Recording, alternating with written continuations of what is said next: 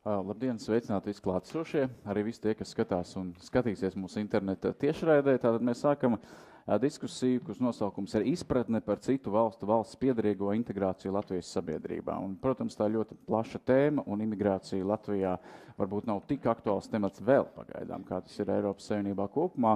Tomēr ir lietas, par kurām ir vērts runāt, un vēl jau vairāk, tāpēc, ka šobrīd sociālās sabiedrības integrācijas fonds sadarbībā ar Nacionālās integrācijas centru veido tādu kampaņu, kuras mērķis bija Latvijas iedzīvotājiem radīt labāku izpratni un mazināt stereotipus par to, kādā veidā mēs uzņemam cilvēkus, kas iebrauc šeit no trešajām valstīm.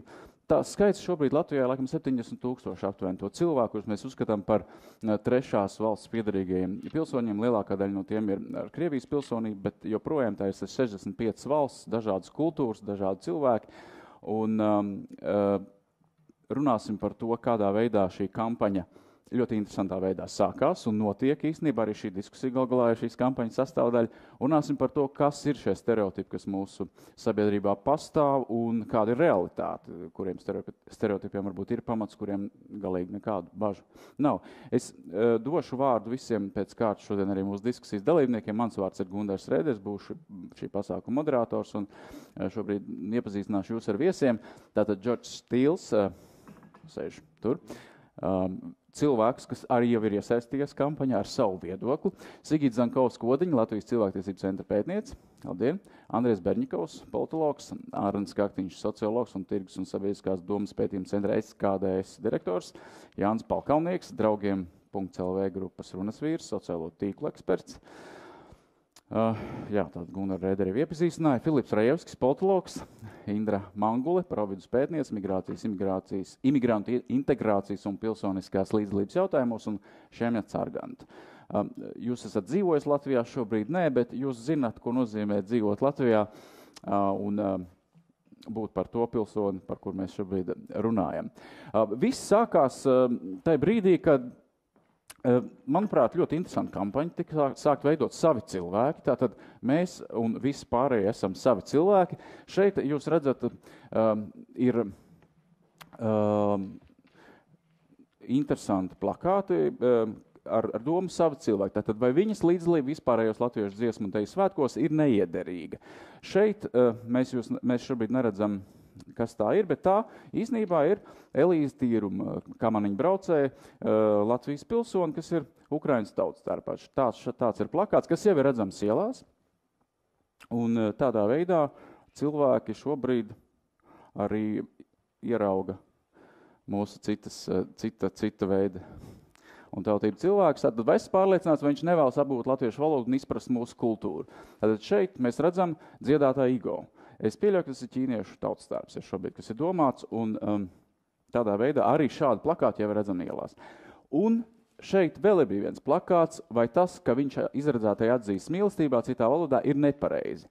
Es uz brīžu parādīšu šo plakātu. Tātad tas ir Jānis Palkalnieks šādā veidolā. Viņa jūt valoda ir tikpat bagāta kā ikvienam, kurš ir iemīlējies. Taču Jānis Palkalnieks vienā brīdī sociālos tīklos uzrakstīja šādu teikumu. Jānis Palkalnieks uzrakstīja, ka iesaistījos sociālā kampaņā savu cilvēku ar vislabākajiem nodomiem, taču vizuālā forma, man iejūtoties Āfrikā ņādā uz kampaņas plakāta, daļā sabiedrības izsauca negatīvu reakciju, sakot, ka tādējādi es aizskaru tumšādainus cilvēkus. Jāni, tu pieņem lēmumu izstāties no šīs kampaņas. Izstāst lūdzu, kāpēc? Tāpēc, tad, kad bija šīs kampaņas prezentācija, ka šos plakātus parādīja preskonferencē, man joprojām līdz tam bija milzīgs lepnums par to, ko es daru, un, jo nodomi tiešām bija visi vislabākie, bet tad es saņēmu no dažiem saviem tautiešiem tādus diezgan neskaidrus tekstus, ja tas ir ļoti neētiski, tas ir rasistiski un tā, un man bija tāda neizpratne, kāpēc tas tā ir, un tad es uzrunāju man pazīstamos cilvēkus, kuriem ir tumšādas krāsa, lai noskaidrotu, vai tiešām viņus tas aizskar. Un tad es uzrunāju vairākus cilvēkus, un daļa no viņiem teica, ne, ka tas ir forši, ka tu kaut ko tādu dari. Tā es uzrunāju Džordžu, un Džordžs teica, ka viņam tas nepatīk. Un redz, beidzot guvu pārliecību, ka tas aizskar kādu. Man bija kategoriski nepieņemami piedalīties ar tādu vizuālo tēlu kampaņā, kura vārdos veids integrāciju, bet viņi aizskar kaut vai vienu cilvēku ar tumšu ādas krāsu. Man tas bija kategoriski nepieņemami, tāpēc es lūdzu manu to vizuālo identitāti no kampaņas izslēgt. Un tas arī faktiski noticis. Jā, tas izdarīts. Kā tu teici, tātad lielākā daļa, ko tu aptaujāji, neiebilda, bet, kā tu saki, kaut vai vienu tas aizskar. Jā, kaut vai vienu, tas nav svarīgi, vai tur procenti 51 vai cik, ja kaut vai vienam tas ir aizskaroši, tad man tas bija kategoriski nepieņemami tādā veidā darīt, manā izpratnē labu darbu ar tādām metodēm, kas kādam kaitē. Džordž, kāpēc, tavuprāt, vispār šī kampaņa, kā tu viņu novērtē un vai kāpēc tev viņa likās aizskaroši? Pirmkārt, es gribētu piebilst, ja es drīkstu. No manas puses viss sākās ļoti nevainīgi. Es atsūtīju e-pastus uz draugiem, paziņām un tā tālāk par koncertu. Atnākt uz koru koncertu. Un Jānis atbildēja ar šo formu.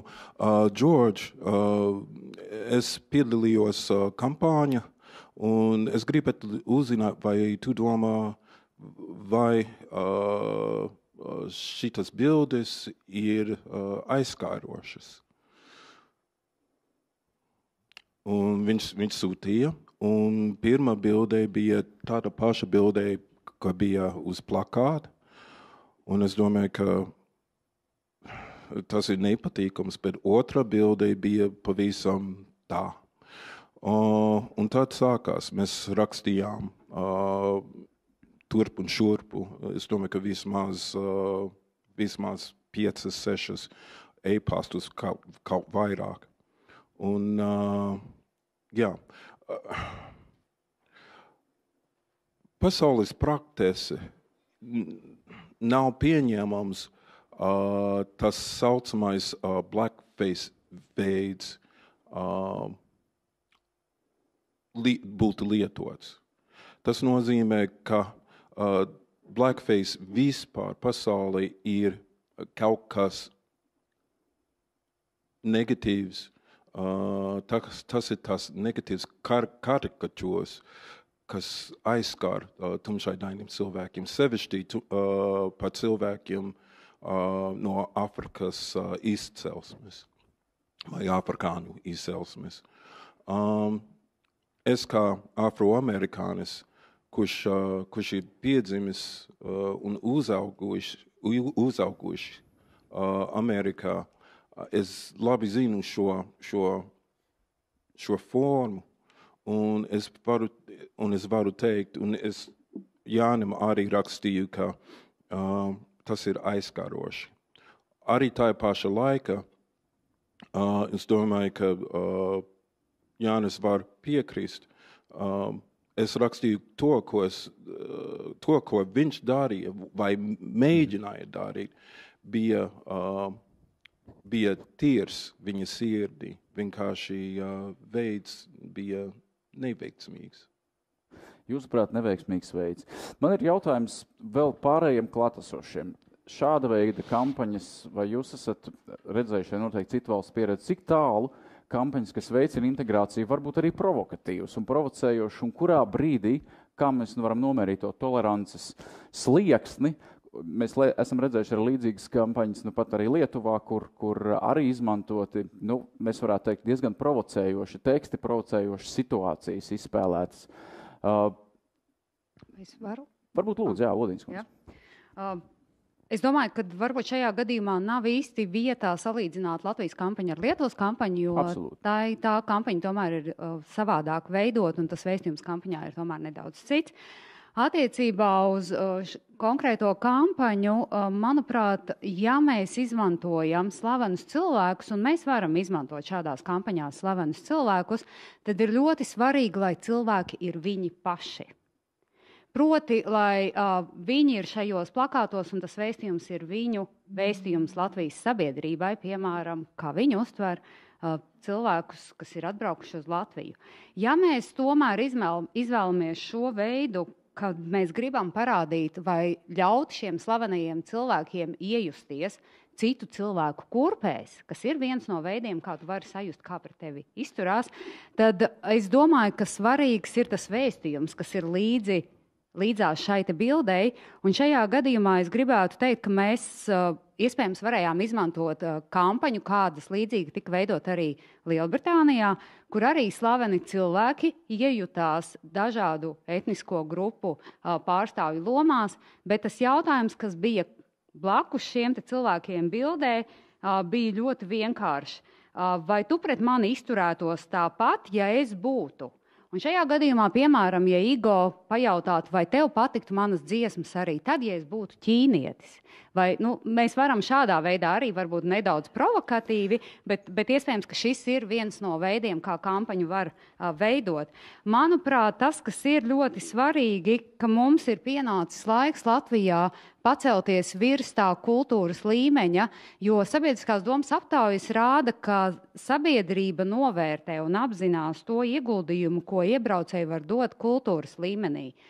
Un līdz ar to ir ļoti svarīgi parādīt cilvēku vairs ne kultūras līmenī, izmantojot šo te varbūt nedaudz primitīvo un tradicionālo pieeju ar tautas tērpiem, bet parādīt to cilvēku reālā rīcībā, reālu cilvēku un viņa ekonomisko ieguldījumu. Un te ir, piemēram, nesen Lielbritānijas kampaņa. Es esmu imigrants. Arī var teikt, ka tā kampaņa varbūt ir primitīva saukļa dēļ, bet te ir dzīvs cilvēks ar viņa nodarbošanos, ar to, ko šis cilvēks dara. Šeit ir vēl viens plakāts, kas ir cita kampaņa, arī ļoti līdzīga. Bet man, kā Latvijas iedzīvotājiem, ir iespēja ieraudzīt, ko šis cilvēks dod Latvijas ekonomikai, jo sabiedrības priekšstatā pastāv viedoklis, ka šie cilvēki bieži vien ir maz izglītoti, ka šie cilvēki nedod savu ieguldījumu ekonomikā.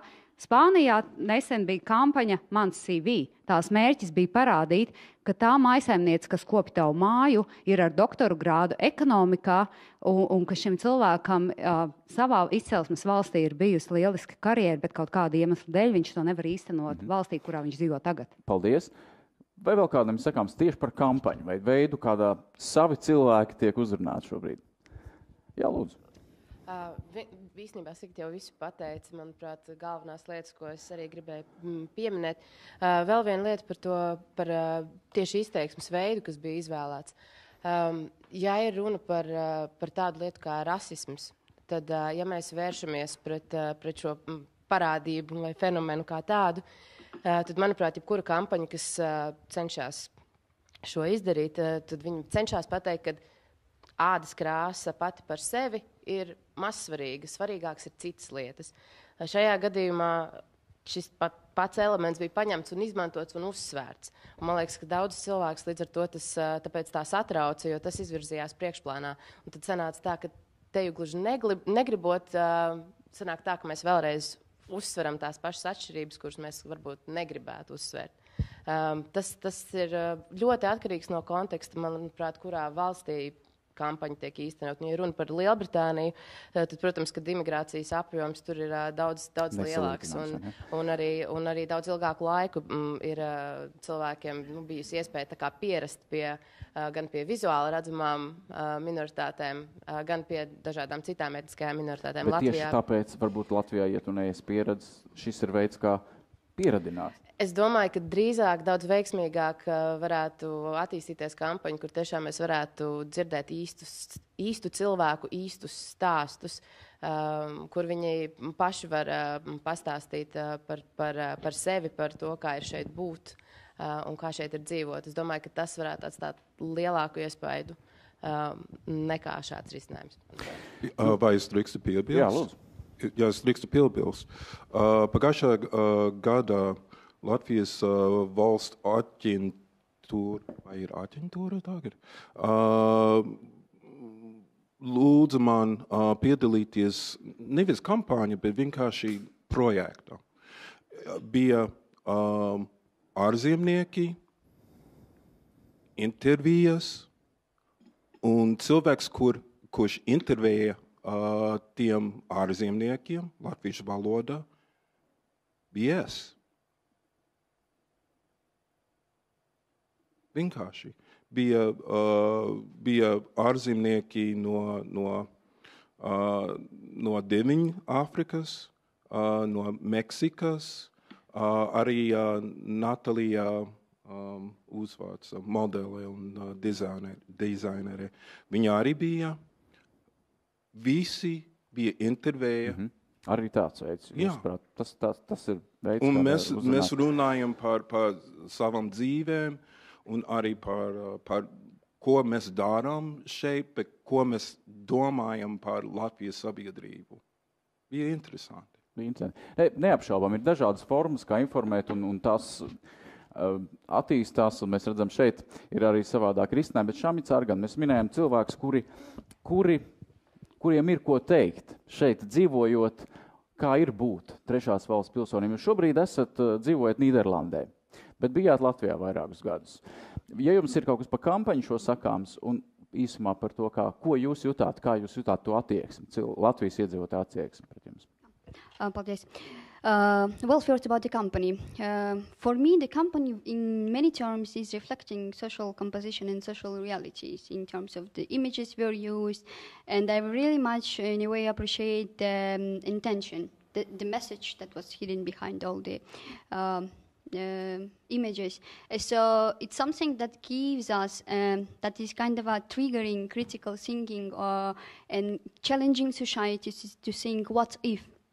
And again, as for images, the very first one, it would not be that challenging for Latvian community, like Latvian society. So the image of Slavic women is very traditional. It would not give a lot of, let's say, feedback from society. It's very usual. We are used to have and host immigrants from Belarus, Russia, Ukraine, and yeah.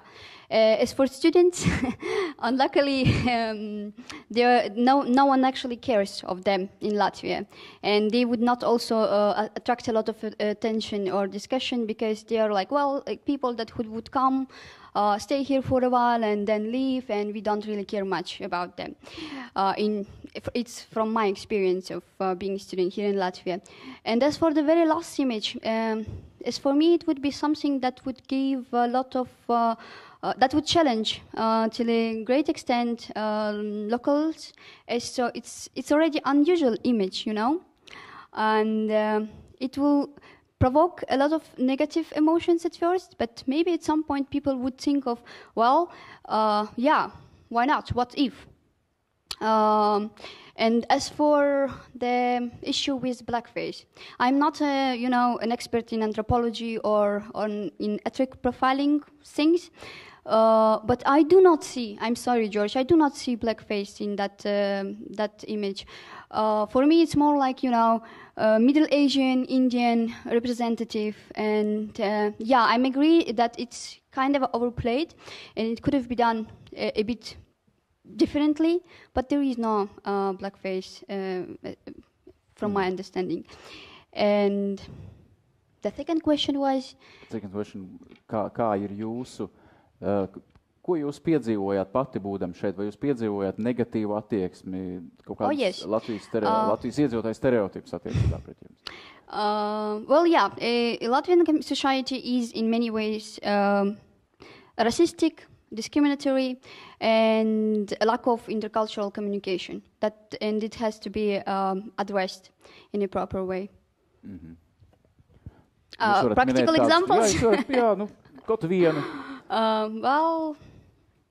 As a student, I can say that third country national students are not taken serious. And schools are very much taking in consideration the background. And as soon as we are talking about the third country nationals coming from Asia, Middle East, the degree of, let's say, effort to integrate them is decreasing. And there is a huge competition on, let's say, attracting in terms of integration between third country national students and Erasmus students. Yeah, and of course there are a lot of things that we can talk about today, and I'm really happy that we have this floor to discuss discrimination or on misunderstandings in terms of employment. And it is true that we suffer all these stereotypes of those others are coming and taking our jobs, and luckily people don't really know what is the official legal procedure of employment in Latvia, how many effort it requires, how many, let's say, how much intelligent and educated person should be in order to get a job here. And yeah, I think we will get back to these questions at some point today. Labi. Yeah. Paldies. Es ceru, ka visi saprata apmēram, par ko runāja Šami. Viņai bija nedaudz citādāks viedoklis par to, kā traktēt kampaņu. Mazu piebildu par kampaņu. Vienkārši tā kā klausoties visu, viens tāds rezumējums. Es nezinu, kā kampaņa tika veidota, bet tas jautājums ir, vai tās vizuālajā izstrādē tika iesaistīti paši šie cilvēki, paši iebraucēji, pašu grupu pārstāvji, kurus mēs šajos plakātos redzam, jo tas patiesībā ir viens no, veidojot šāda veida sociālās kampaņas, tas ir viens no ļoti svarīgiem punktiem un aspektiem, iesaistīt šos cilvēkus, pajautāt, par ko jūs gribat, lai mēs runājam, kas ir tie svarīgie aspekti, kurus mums vajadzētu parādīt, un kā jūs gribat, lai tas būtu, jo pirms 2 gadiem arī mums bija viena migrācijas projekta ietvaros kampaņa, kur bija arī plakāti, kas bija pilnīgi atšķirīgi no šiem, un varbūt tie plakāti arī nebija veiksmīgi, jo viņi bija diezgan abstrakti un grūti uztveram, varbūt neiedziļinoties, kas tajos plakātos bija, bet mēs rīkojām fokus grupas ar šiem cilvēkiem, mēs jautājām, kā jūs gribat, lai mēs runājam par šiem jautājumiem, kā jūs gribat, kam ir jābūt šajā kampaņā akcentētam. Tas ir viens no veidiem, varbūt mēs būtu izbēguši dažas diskusijas un daži jautājumi. Iesaist. Vai šobrīd mums ir ko teikt, ja jums par kampaņas veidošanu, vai jūs gribat kaut ko pateikt īsumā? Pagaidām negribam. Labi, tad es jau iesaistu, protams, tā ir ļoti svarīga, Filips Rajevskis. Runājot, es saprotu, ka mēs esam nokoncentrējušies uz tiem cilvēkiem, kas ir attēlot uz tiem attēliem, bet vispār jau kampaņa bija radīta priekš Latvijas cilvēkiem. Un jautājums ir, es neesmu redzējis, varbūt kaut kādas skaitļi, kaut kādas arī fokus grupas, kā tie cilvēki, uz ko tas tika tēmēts, kā viņi uztver šo kampaņu, vai viņi ir sasniegusi mērķi, vai tā ziņa ir nonākusi līdz tiem, uz ko tas ir orientēts, jo protams, ir ļoti svarīgi arī šo cilvēku, par kuriem mēs runājam, viedoklis, bet ja mēs runājam par kampaņas efektivitāti, par kampaņas resursu tērēšanu kampaņai, tad mēs tomēr gribam panākt, lai ar kampaņu mēs vai nu aktualizējam tēmu, vai viņi tiek pamanīti, vai maina sabiedrības domu, varbūt ieliek kaut kādu pamatakmeni sabiedriskās domas izmaiņās. Protams, ar vienu kampaņu sabiedrisko domu mēs nenomainīsim, bet es domāju, ka tomēr tā auditorijas viedoklis ir ļoti fundamentāli svarīgs, novērtējot kampaņu. Es gribētu parunāt, varbūt, ja mēs pieliekam tādu semikolu kampaņas pašai problemātikai, kā viņu veiksmīgāk vai neveiksmīgāk veidot, bet parunāt par tieši tā par šo mērķi, samazināt stereotipus, aizspriedumus, un mēs zinām, ka mūsu sabiedrībā, tie galvenie aizspriedumi, tas ir tas, ka cilvēki, kas iebrauc, atņem darbu, viņi izjauc mūsu kultūras lauku. Arnim Kaktiņam pavisam noteikti ir kādi pētījumi, vērojumi par to, kādā veidā Latvijas sabiedrība šobrīd uztver cilvēkus imigrantus. Es varētu mēģināt, varbūt, ja man izdosies tajā datorā dažus skaitļus parādīt, kas mums kolektīvi, vismaz man šķiet, nav pārāk glaimojoši. Tā. Es te neesmu sagatavojis īpašu prezentāciju, bet es vakar mēģināju dažas lietas iekopēt. Tā, kā mēs tagad varam tai fleškai pieslēgties. Es ceru, ka tas ir šita. Ok, paņemsim šo. Es ar roku viņu pārslēgšu. Varbūt iesākumā. Lūk, teiksim, viens grafiks, kurš, viņš tās šauri runā. Attieksmi pret darba spēku ieplūšanu, pret imigrāciju. Tas, kas varbūt te ir vērtīgi, tas nevis tā kā viens tāds kaut kāds pētījums izrauc no konteksta, jo bieži mēdz būt kaut kāda situatīva faktora sabiedrībai, kaut kāds skandāls, kaut kāda debata, kur var diezgan būtiski ietekmēt kaut kāds cipars. Šeit mēs no 2005. gada katru gadu tā kā mēram temperatūru jautājumā, cik vēlam būtu papildus darba spēka ieplūšana Latvijā. Skaidrs, tas papildus darba spēks, tie ir imigranti, visdrīzāk tie ir citu tautību cilvēki. Un te jūs varat redzēt Latvijas iedzīvotāju noskaņojums, ka tie, kas domā, ka tas ir vēlami, pēdējais svaigākie dati ir attiecināmi uz 14. gada oktobri, tas ir tikai apmēram katrs 10. no iedzīvotājiem. Vairāk kā puse, 53, saka, tas ir pilnībā nevēlami, jā, tas ir absolūti nepieņemami, plus vēl 31 domā, ka tas ir drīzāk nevēlami. Saskaitam kopā, dabūnām 84%. Un kas tie būtiski redzams, ka tā tendence viņa diezgan noturīga. Ja? 7. gadā, 8. gadā varbūt bija mazliet tāda atvērtības uzplūde, ka tikai 2/3 teica, ka nevēlami, vai ne? Šobrīd, kā redzam, tas ir vairāk kā 80%. Bet varam pastīties citus aspektus.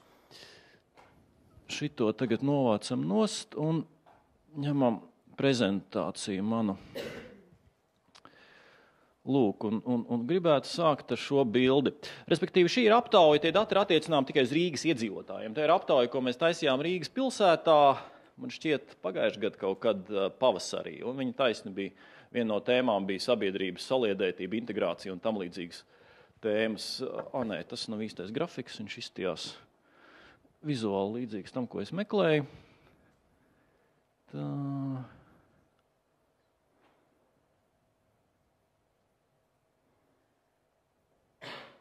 Lūk. Ko rīdznieki saka, kā cilvēku iebraukšana no citām valstīm uz dzīvi Latvijā ietekmē vietējo iedzīvotāju dzīvi? Un bija 5 punktu skala, kad var ietekmēt negatīvi, pozitīvi vai nekā neietekmē. Un kā redzat, vismaz rīdznieku vidū tās atbildes balsis ir sadalījušās tā, ka katrs 3. domā, ka tā ietekme ir negatīva, tikai 19% saka, ka tā ietekme varētu būt pozitīva. Ja mēs šeit skatāmies, tā teikt, balansu vai diferenci, tad kaut kādu indeksu rēķināt, diezgan nepārprotam, tas indeks aiziet ar mīnus zīmi. Tas, kas varbūt šeit ir pozitīvi saistībā ar tiem iepriekšējiem cipariem, ko rādīju, tas tomēr nav vairākums. Ja? Tas ir tikai, es teiktu, katrs 3., lai gan tajā pašā laikā, ja mēs to ņemam uz visiem iedzīvotājiem, es teiktu, tas ir ļoti, ļoti, ļoti daudz. Ja? Katrs 3. domā, ka tas iespējas ir negatīvs. Bet šajā Rīgas aptaujā tā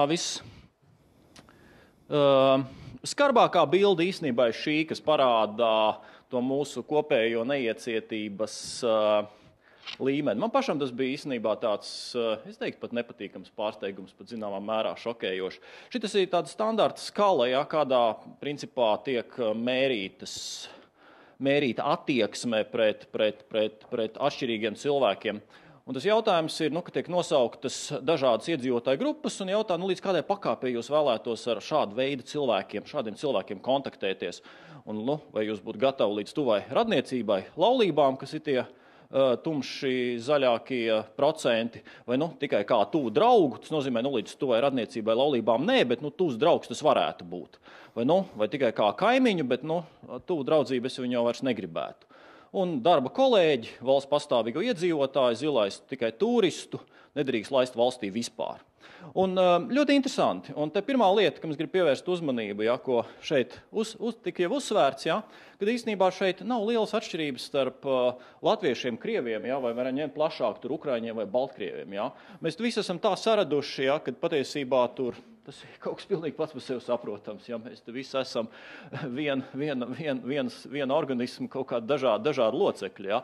Protams, vienmēr ir izņēmumi. Arī šeit mēs redzam, ir kaut kāds absolūts mazākums cilvēku, kas saka, nē, tur tā kā es īsti negribētu kontaktēties, bet tajā pašā laikā redzam, absolūti lielākā daļai šeit nav nekāda problēma. Bet tiklīdz skatāmies citas lietas, tā mainās. Ja mēs skatāmies, teiksim, attieksmi pret ebrejiem, kur īstenībā tie nav pārāk daudzi, kas saka, ka viņi būtu gatavi kā līdz tuvai radniecībai vai kā tuvu draugu. Saliekam kopā, dabūdam tikai katru 4. Ja? Plus vēl katrs 4. Pieļaut kaimiņš līdz kaimiņam. Nozīmē, pusi Latvijas iedzīvotāji negribētu kaimiņos citas tautības ne jūsējās pārstāvi, redzam līdzīgu bildi. Vai ņemsim citas rases pārstāvi, redzam šeit vēl skarbāku bildi, kur šeit 39% saka, tikai kā turistu, kā valsts pastāvīgo iedzīvotāju, tas tā īsti jau vēlami nebūtu, Attieksme pret čigāniem, īstenībā līdzīgi, te vairāk saka, kā ar valsts pastāvīgo iedzīvotāju, bet vienalga, ja skatāmies, tad, tas ir mazākums, kas būtu gatavi pieļaut līdz kaimiņa līmenim, vai cilvēku ar citu reliģisko pārliecību, piemēram, musulmani, kur īstenībā tā bilde ir vēl skarbāka. Nerunājot par homoseksuāli citādi orientētiem cilvēkiem, kur grib pievērst uzmanību, kur šeit 39% saka, ka vispār nedrīkst valstī laist iekšā, kas ir ļoti skarbi. Lūk, citiem vārdiem šitā bilde rāda, ka ir pilnīgi taisnība. Latvijas sabiedrība nav iecietīgākā sabiedrība uz pasaules. Mums varbūt pašiem šķiet kaut kā savādāk, bet šie skaitļi parāda, ka mēs te esam tādi, kādi esam. Un, savukārt, no manas skatu punkta tas liecina, ka šādas kampaņas, kādas tiek taisītas, arī šādas te debatas, viņas ir nepieciešamas, viņas ir svarīgas. Ir skaidrs, ka nevar viens šāds atsevišķs pasākums principā uzreiz ņemt un nakti padarīt pa dienu un mainīt šo bildi, bet ir kaut kas jādara. Tā ir tāda pilināšanas stratēģija. Viens piliens, otrs piliens, trešais piliens, un savā ziņā, kad varbūt tajā kampaņā kaut kas bišķiņ sagāja dēlī, kā rezultātā atkal parādās tēma, dēļ kā to visu var aktualizēt, par to visu var runāt, ir savā ziņā man šķiet arī ieguvums pati.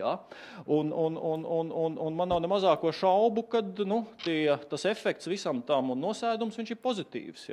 Bet atkal tie pilieni, tie pilieni, kuri ir jāpilina un tikai tad var nonākt pie kaut kāda rezultāta. Arni, kad ir veikta šī aptauja? Tas bija pagājuši gadu, man šķiet, pavasars. Un tie ir īdzinieki. Tie nav visi Latvijas iedzīvotāji, tie ir īdzinieki.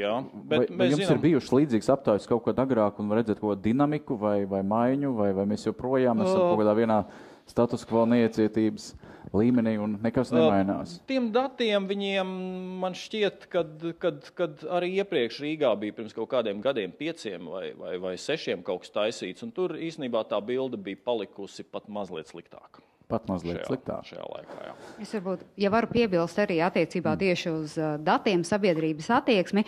Visvairāk tas jautājums Latvijas līmenī ir pētīts 2012. gadā, kad bija vairākas aptaujas, kas arī, patiesībā aina ir ļoti līdzīga. Mums nemainās lielos procentos skaitļi, un nesen publicētie dati attiecībā uz visām Eiropas Savienības valstīm arī parāda, ka Latvijā ir visnegatīvākā attieksme pret imigrāciju no valstīm, kas nepieder Eiropas Savienībai. Ko tas nozīmē? Tas nenozīmē, ka gluži pret visām valstīm, kas ir ārpus Eiropas Savienības, un arī aptaujas, Latvijas iedzīvotāju aptaujas rāda, ka mēs labprātāk vai esam gatavi vairāk pieņemt tos cilvēkus, kas brauc no Krievijas, Ukrainas, Baltkrievijas, Moldovas, jo tās valsts mums liekas pazīstamākas kultūras ziņā, vēsturiski mums ir izveidojusies saikne ar šīm valstīm. Bet tiklīdz ir runa par Tuvie Austrumi, Ziemeļāfrika, Tālie Austrumi, Ķīna, Āzija, tā uzreiz ir tā sajūta, ka mūsu identitāte un Latvijas sabiedrības ilgtspēja ir ļoti apdraudēta iebraucošiem cilvēkiem, kas nozīmē, ka, protams, jo svešāka kultūra, jo mazāk mums ar šiem cilvēkiem līdz šim ir bijusi saskarsme, jo tā attieksme sabiedrībai ir daudz negatīvāka. Bet mēs runājam par sajūtām, stereotipiem, mēs nerunājam par vai ne reālo. Redziet, cilvēkiem ir tā, viņš jau veido savu, ja cilvēkam nav saskarsme ar konkrētās kultūras pārstāvu, viņš veido savu attieksmi, balstoties uz dažādiem citiem avotiem, nezinu, uz masu mēdījiem, uz to, ko viņam stāstīs kāds draugs paziņu vai tādas lietas. Līdz ar to, protams, lai kaut ko mainītu sabiedrības attieksmē, ir jāmaina tās sadalījums tajās strīpās, un jo vairāk mēs akceptēsim šos cilvēkus kā kaimiņus, sāksim ar kaimiņiem, tad jau tuviem draugiem, un arī skatīsim uz daudz tuvākām attiecībām, jo tā sabiedrības attieksme var mainīties. Jo arī ir pierādījies, ka ja manu draugu lokā ir, piemēram, vai ja man kāds paziņā apracās vai es nezinu, draudzējās ar kādas citas grupas pārstāvi, tad arī es sāku mainīt savu priekšstatu, labvēlīgāk varbūt tās izturēties, ja analīdz ciešai draudzībai, tad, vismaz maina savu viedokli. Starp citu, viena tāda piezīme, man patīk domāt, ka visdrīzāk tas, kā tā nosacīta skali veidot, zinām loģika, un ja mēs runājam par tādu attieksmes veidošanos, tad diezin vai tā radikāli var pārlikt pāri tiem līmeņiem. Ja?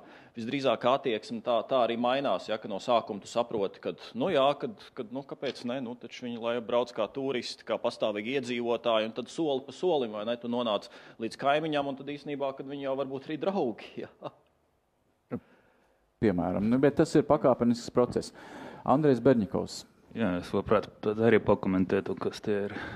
Var redzēt, protams, būtu labāk runāt par jūsu sabiedrību kopumā, bet tā, ka te ir atsevišķi noradīti to latviešu un krievu attieksmi, es arī, labprāt, tam pievērsīšos. Jo, kādi mani secinājumi, ko es te redzu, es domāju, ka jā, pajautāt latviešu sabiedrības daļai, vai viņi identificējas ar Eiropu vai ar kaut kā tādu sabiedrības daļu, un pajautāt to pašu jautājumu krieviem, tad būs tie rezultāti atšķirīgi ļoti. Noteikti latviešu daļa, tā paša identifikācija būs lielākā, bet, kā mēs redzam, te ir iniciatīvas griezuma skaitri ir līdzīgi, un kas man par ko tas liecina, manuprāt, tas ir tas, ka, diemžēl, daudziem latviešiem, viņi izvēlas to Eiropu, un varbūt rietumus ne tik daudz to vērtību aspektu ziņa, kā varbūt ģeopolitisku apsvērumu dēļ, ka, tā vēlme būt piederīga varbūt veiksmīgākajām valstīm, veiksmīgāku valstu saimi, bet nevis tai vērtību sistēma, jo tas vērtības kā daudzveidība, pluralizmus, tas nenostiprinājās Latvijā. Tas, kas attiecas uz latviešiem, runājot par krieviem, tur man patiesībā to nekādu pārsteigumu nav, jo te ir atkal varam atgriezties pie tās pašas nelaimīgas informatīvas telpas, jo tas ir fakts, ka tā Krievijas televīzija spēlē lielu lomu, un ja mēs paskatīsimies, kādā veidā atspoguļota Eiropas temātika Krievijas televīzijā, tad tā Eiropas degradācijas ideja, Eiropas degradācijas karta izspēlēta ļoti veiksmīgi. Patiesībā šobrīd ļoti daudz tādu raidījumu vai televīzijas sižetu par to, kas notiek tagad Eiropā, un tur viens tāds aspekts, ko vienmēr uzsver, ka tur ārkārtīgi slikta demogrāfija, un to saistā gan ar seksuālām minoritātēm, gan arī ar visam ar to attiekšanos no tradicionālām vērtībām. Otrais, tas ir imigrācijas tēma, un visu laiku tur arī Krievijas televīzija tā doma pasniegta, ka tie imigranti arī iznīcināt tradicionālas Eiropas vērtības un tā tālāk. Un es domāju, tāpēc Krievu cilvēku attieksme daudz jāda ziņa pat nevis tik daudz tādas pragmatiskos terminus mēs varam skatīties, kā tur apdraudz kaut kādas nodarbinātības lietam, cik tas vispār tāds kultūras attieksme, jo kad visu laiku parādā to rietumu degradācijas ideju, tad cilvēks sāk ticēt, ka kaut kas tas tiešām ir slikts, un šai ziņā tā neiecietība pret citu rasu cilvēkiem, Krievu sabiedrība ir diezgan liela, bet, kā mēs redzam, latviešus arī. Arī tie iemesli varbūt ir dažādi, bet rezultāts ir viens un tas pats. Tur varbūt latviešiem drīzāk tie tieši pragmatiski varbūt, kā atņem manu darba vietu, bet man šķiet, ka Krievu cilvēkiem tas vairāk tiešām informācijas kādas propagandas rezultāti mēs varam teikt, un varbūt tā kultūras sadursme ar rietumiem arī spēlē tur zināmu lomu. Jā, šī ir tā interesantā lieta, kad šī aspektā, kas tiešām nebūtu nav, tas ir ļoti tāds kaitīgs un postošs aspekts, bet te mēs nevaram runāt par to, ka Latvijas sabiedrībā būtu īpašas atšķirības starp latvisku un krievisku runājošo daļu, vai ne? Šitas ir aspekts, kur mēs esam diezgan jau vienoti. Diezgan jau integrējušies. Bet tāpat laikā sabiedriskās domas aptaujas rāda, ka tomēr ģimenēs, kurās tiek lietota krievu valoda, attieksme pret imigrācijas jautājumiem ir pozitīvāka kā ģimenēs, kurās runā latviešu valodā. Un tam varētu būt, es domāju, noteikti lielu lomu spēlē vēsturiskā situācija, vēsturiskā pieredze un varbūt tā sajūta, ka mums visu laiku liekas, ka tā mūsu identitāte tiek apdraudēta. Kā mazas nācijas iespējams. Jums ir kas piebilstams? Tad jums vajadzētu mikrofonu, lūdzu.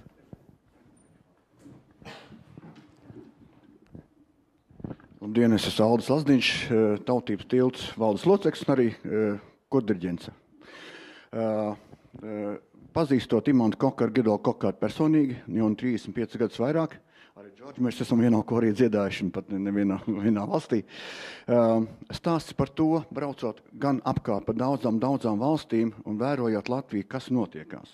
Tad, ko darīja Imants Kokars un Gido Kokars? Veidoja šo te, ko mēs arī šogad dziedāsim Ziemeļvalstu dziesmu festivāls Mežparkā. Stāsts par to, kad, lai kā mēs būtu Latvijā, mēs daudzas tautas dzīvosim. Redziet, kas, ja mēs viens otru pazīstam, mēs viens otram pāri nedarīsim. Šeit bija tas pat, šī ģimene, kas dzīvo vien kopā, viņa labāk sadarās, viņa, nes pozitīvu lādiņu.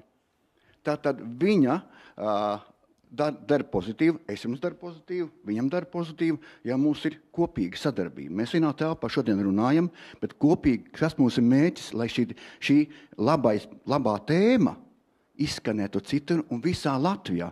Lai mēs tā kā latvietis, ja, lai mēs būtu latvietis, vienalga viņš būtu savā ādā, es esmu es, jūs esat jūs. Vienalga viņš ir krievs, vienalga viņš ir ebrejs, viņš grib nest savu imidžu. Bet mums jādzīvo kopīgā telpā.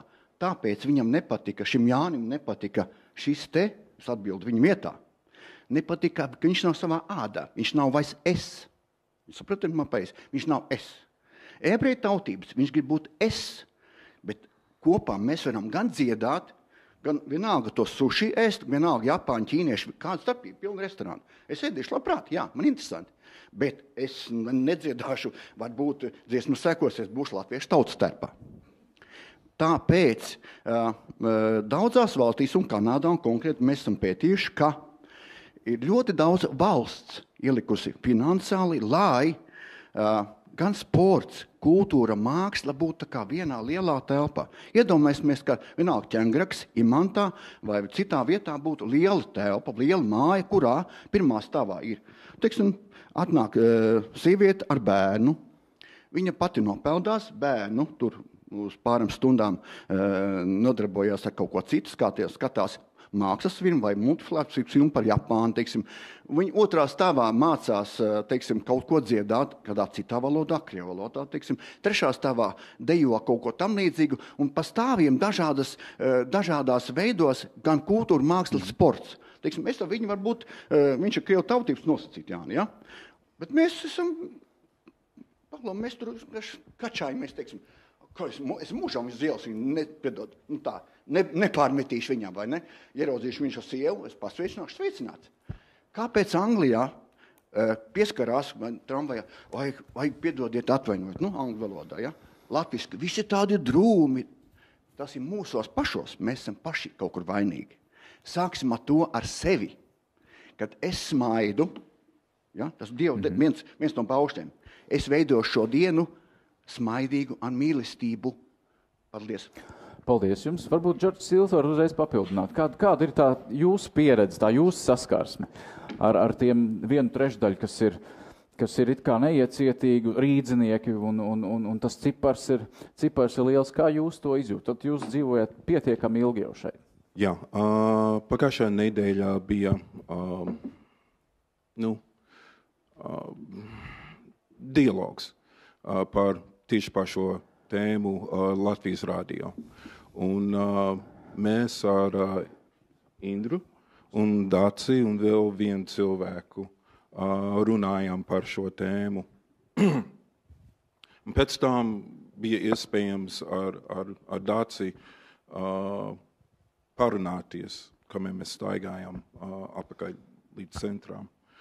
Un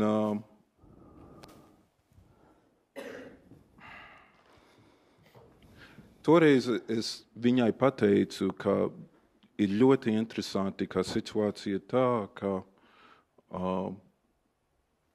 saskārs ar rasismu šeit Latvijā ir vairāk lielpilsētā nekā laukos. Kāpēc tā? Tas bija mūsu jautājums. Kāpēc tā? Jo lauku cilvēkiem esot maz izglītoti, mazāk izglītoti, un sevišķi par pasauli. un tā tālāk un vēl joprojām esot. Bet, kad minēja, es esmu korī, kad mēs braucām uz laukiem, tas ir jebkura vieta ārpus Rīgas, bet Latvijā, cilvēki ir pieklājīgāki, laipnāki, tāda veida, kā satikties ar mani, parunāties ar mani, un tā tālāk un vēl joprojām.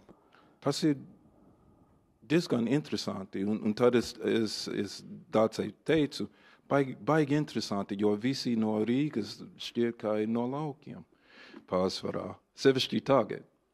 Un kā viņi mainās attieksmes pret cilvēkiem. Varbūt nemainījās, bet lai vai kā, ir interesanti. Tagad es gribētu turpināt tieši par ko jūs prasījāt. Daudz zina, daudz nezina, ka es esmu nodzīvojis Latvijā pāri 20 gadiem.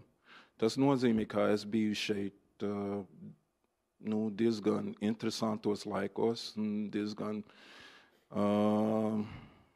neinteresantos laikos šeit. Un jāsaka godīgi, ka saskārsmē ar rasismu šeit bija diezgan lieli no 99. gadiem līdz 2005. gadiem, kad bija ne tikai mutiski, bet arī fiziski uzbrukumi gan no skutgalviem un neonationalists, bet arī no normāliem cilvēkiem, teiksim. Gan par krievvalodīgiem cilvēkiem, gan par latviešiem.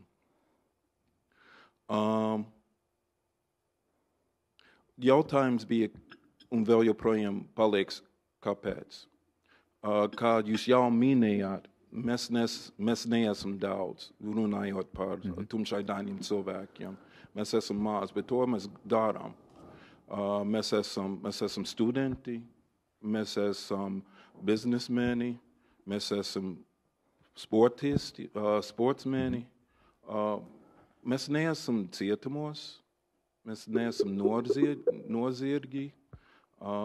Mēs esam, jāsaka, manuprāt, labāki iedzīvotāji nekā jūs esat. Aha. Jo mēs mēģinājām darīt visu, lai mēs būtu likumīgi šeit un lai nebūtu pretīgi. Pēdējā lieta ir interesanti par dziesmu svētkiem, par tautas tērpiem. Es esmu bijis 4 dziesmu svētkos. Arī esmu bijis Rīgas 800 un 810 svētkos. Katru reizi pēc svētkiem ir komentāri. Kāpēc šīs ir mūsu svētkos?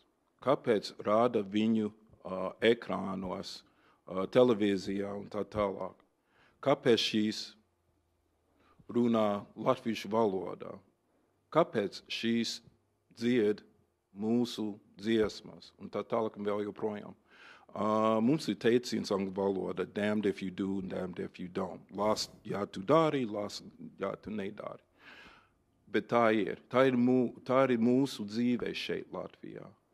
Arī par maniem bērniem, kuri domā, ka viņi, nevis domā, bet viņi ir latvieši. Viņi nav afroamerikāņi, viņi ir latvieši. Bet tagad viņi saskār ar rasismu, gan skola, gan sporta laukumos.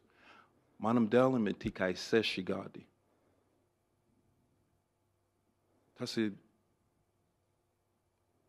Tas nav pareizi.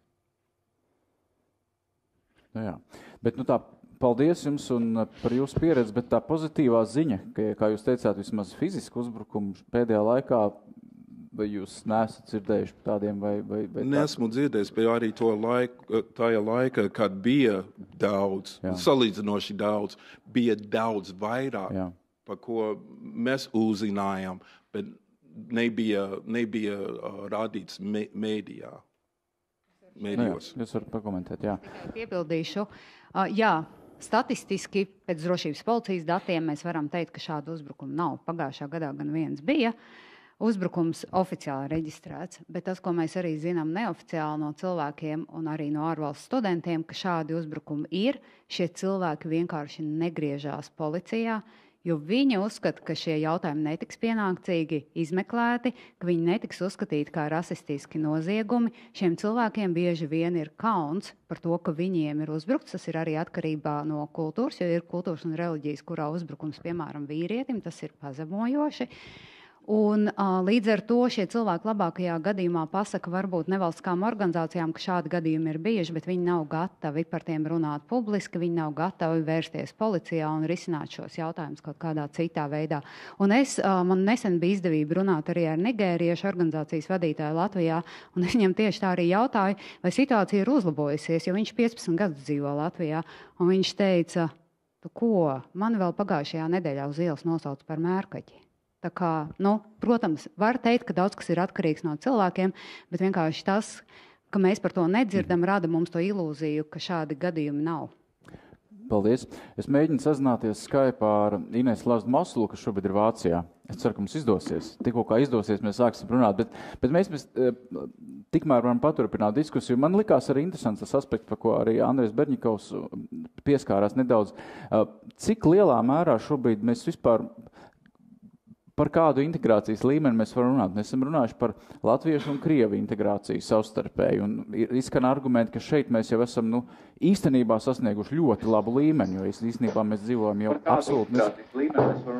Halo, labdien! Vai mēs esam... Ines, vai jūs mūs dzirdat? Jā, es dzirdu. Ines, brīnišķīgi. Mēs esam Rīgā. Jā, es esmu Berlīnē. Ļoti patīkami. Mēs šobrīd esam diskusijas viducī un pat arī redzējām Ārņa Kaktiņa SKDS socioloģiskās aptaujas datus, kas saka, ka rīdzinieku aptauja, kur ir aptuveni 1/3 rīdzinieku šobrīd uzskata cilvēkus, kas ir imigranti, par apdraudējumu un izturas pret tiem pietiekami neiecietīgi. Es nezinu, kādi jums vēl ir dati, bet kā jūs varētu, teiksim, Latviju varbūt Eiropas Savienības kontekstā šobrīd attieksmes pret imigrantiem ziņā novērtēt vai redzēt mūsu tās vājās vai varbūt stiprās puses? Man ir grūti un es negribētu vērtēt, jo man vienmēr liekas tāds sajūta, tikko pieliek vērtējumu, tad tas tā kā tāds lēbelīts ir. Ir daudz darba. Ir daudz darba par izpratnes veidošanu.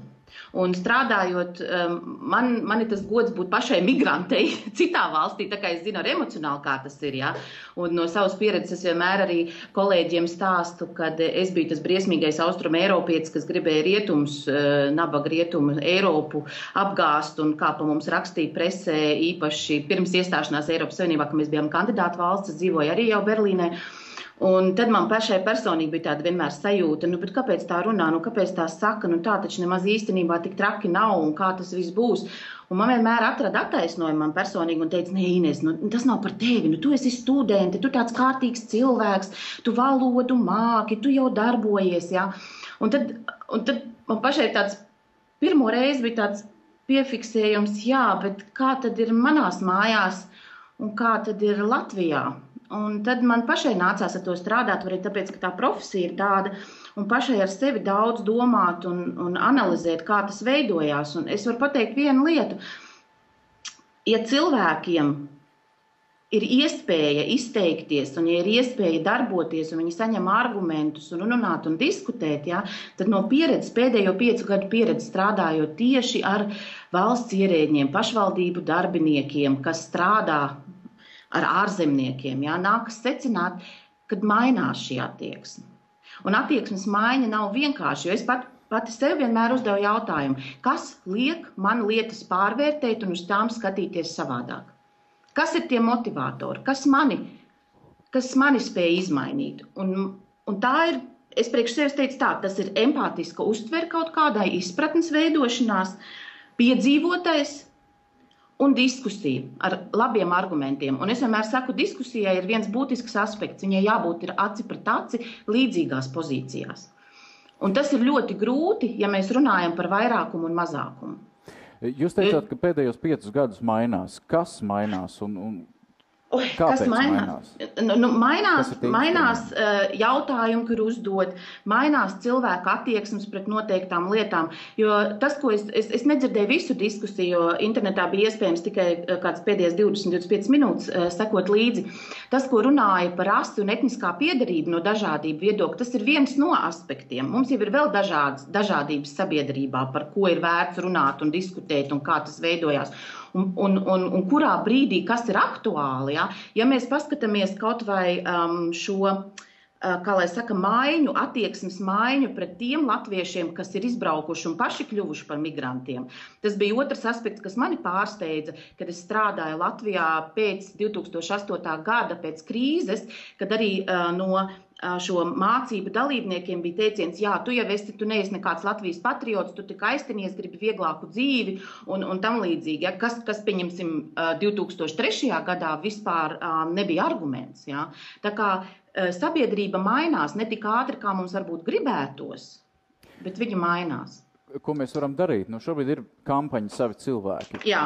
Kas vēl ir šobrīd nepieciešams tam, lai varbūt pārmaiņas būtu pārdomātākas, varbūt ar jau zināmu konstruktīvismu arī elementiem, ja mēs runājam par imigrantu situāciju, stāvokli valstī, iespējām strādāt un otrādi, lai Latvijas iedzīvotājiem nebūtu galīgi jāapžēs to, ka viņiem atņems darbu, piemēram.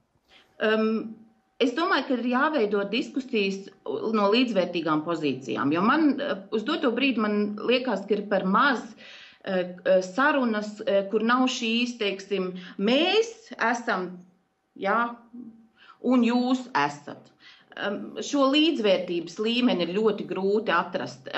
Priekš manis, es tāpēc ļoti maz piedalos šāda veida sabiedriskajā dzīvē, un viss, jo man personīgi, mana pārliecība, šis apmācību treniņu līmenis, kad ar cilvēkiem mēs esam kopā un darbojamies, ir tas, kas ļoti daudz ko sniedz un dara.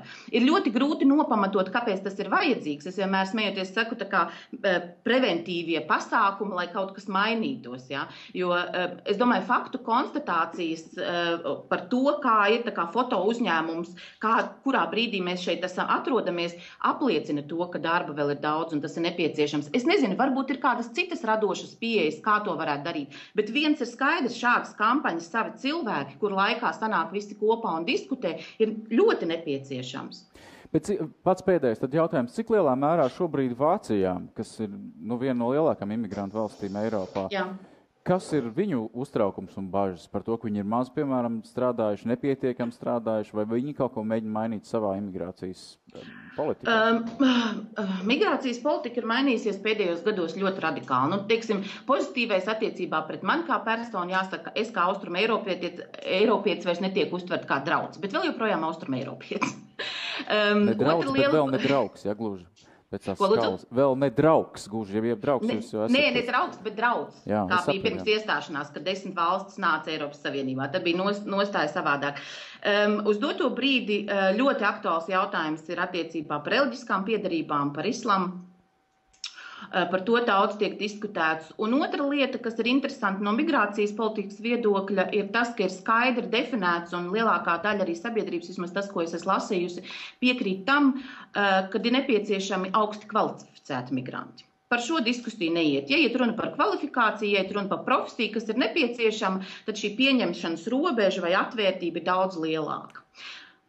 Daudz smagāka diskusija ir jautājums tieši par reliģisko piederību un tieši par islamu, un daudz smagāks jautājums ir attiecībā par radniecību, par to, kad atbrauc viens darbinieks un ved visu ģimeni kopā pēc tam un tam līdzīgas diskusijas. Bet lielais nosacījums par to, ka mums šeit ir vajadzīgs darba spēks, augstu kvalificēts darba spēks, jo mūsu sabiedrība noveco, tas ir tāds konsens, par ko vairs tik daudz nediskutē, tas tā, kā lai saka, vispār pieņemta atziņa, ja?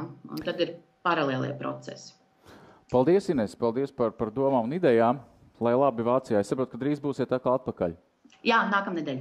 Ļoti jauki. Paldies, visu labu. Visu labi jums, un es gribētu paturpināt šo diskusiju varbūt tādā aspektā, un varbūt Šamijai pajautāt, cik lielā mērā Latvijas sabiedrība vai valsts nodarbojas ar jums tajā brīdī, kad jūs iebraucat valstī? Jo mēs sakam, ka viens ir Latvijas iedzīvotāju attieksme, bet jautājums ir, vai valsts runā ar jums, integrē vai sabiedrība mēģina iekļaut un tad kādā veidā? Un ja nē, tad kas notiek tajā brīdī, ja valsts to nedara? Kur jūs paliekat? Before referring to the government, I would like to emphasize one thought that just was in my head right now.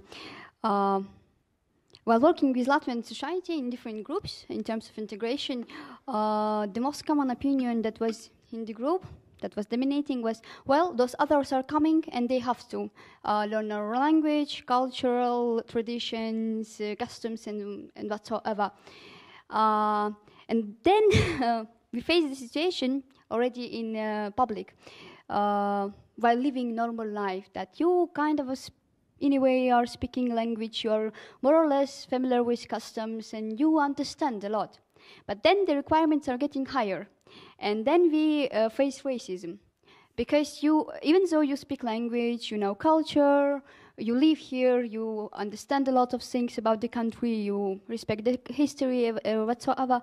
Another requirement upon to you is your skin color, race, and all these things that are attributed to visible minorities are elements of discrimination in a way.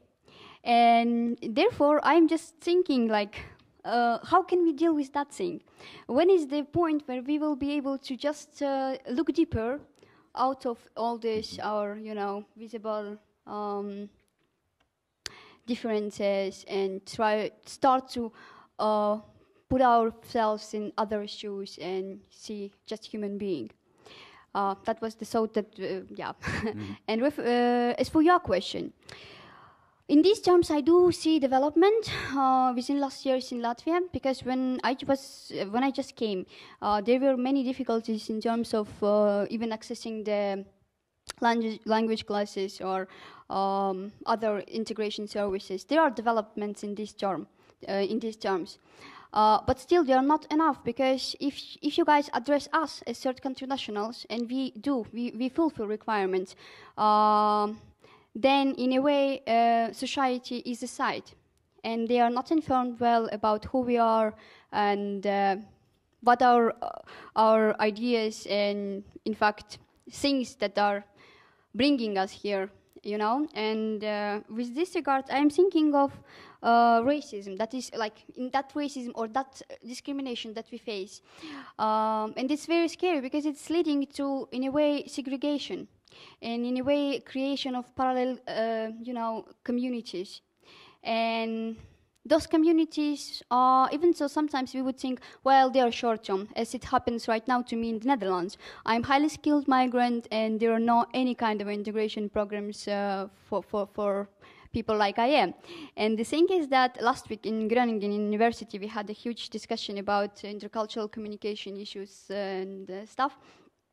And I asked a person in the Netherlands, and I asked one of our authorities, well, what about me? I am living here already for a while, and I'm not offered any kind of integration service, and whatever I would like to access, I have to pay for. And I was told, well, but you have a tax reduction. Well, thank you, but yeah. So there are a lot of issues that should be addressed, and we should learn to look, as Sigita said, a bit deeper, and try to understand human beings' need and try to protect them. And for me, for example, integration, it's not about assimilation, because many people would think that it's totally assimilation. No, it's not. It's just about equal opportunities and rights within the community for everyone, and that's it. Mm-hmm. Paldies. Vai es drīkstu piebilst? Jā, noteikti. Drīkstu? Ok, paldies. Pavisam, absolūti.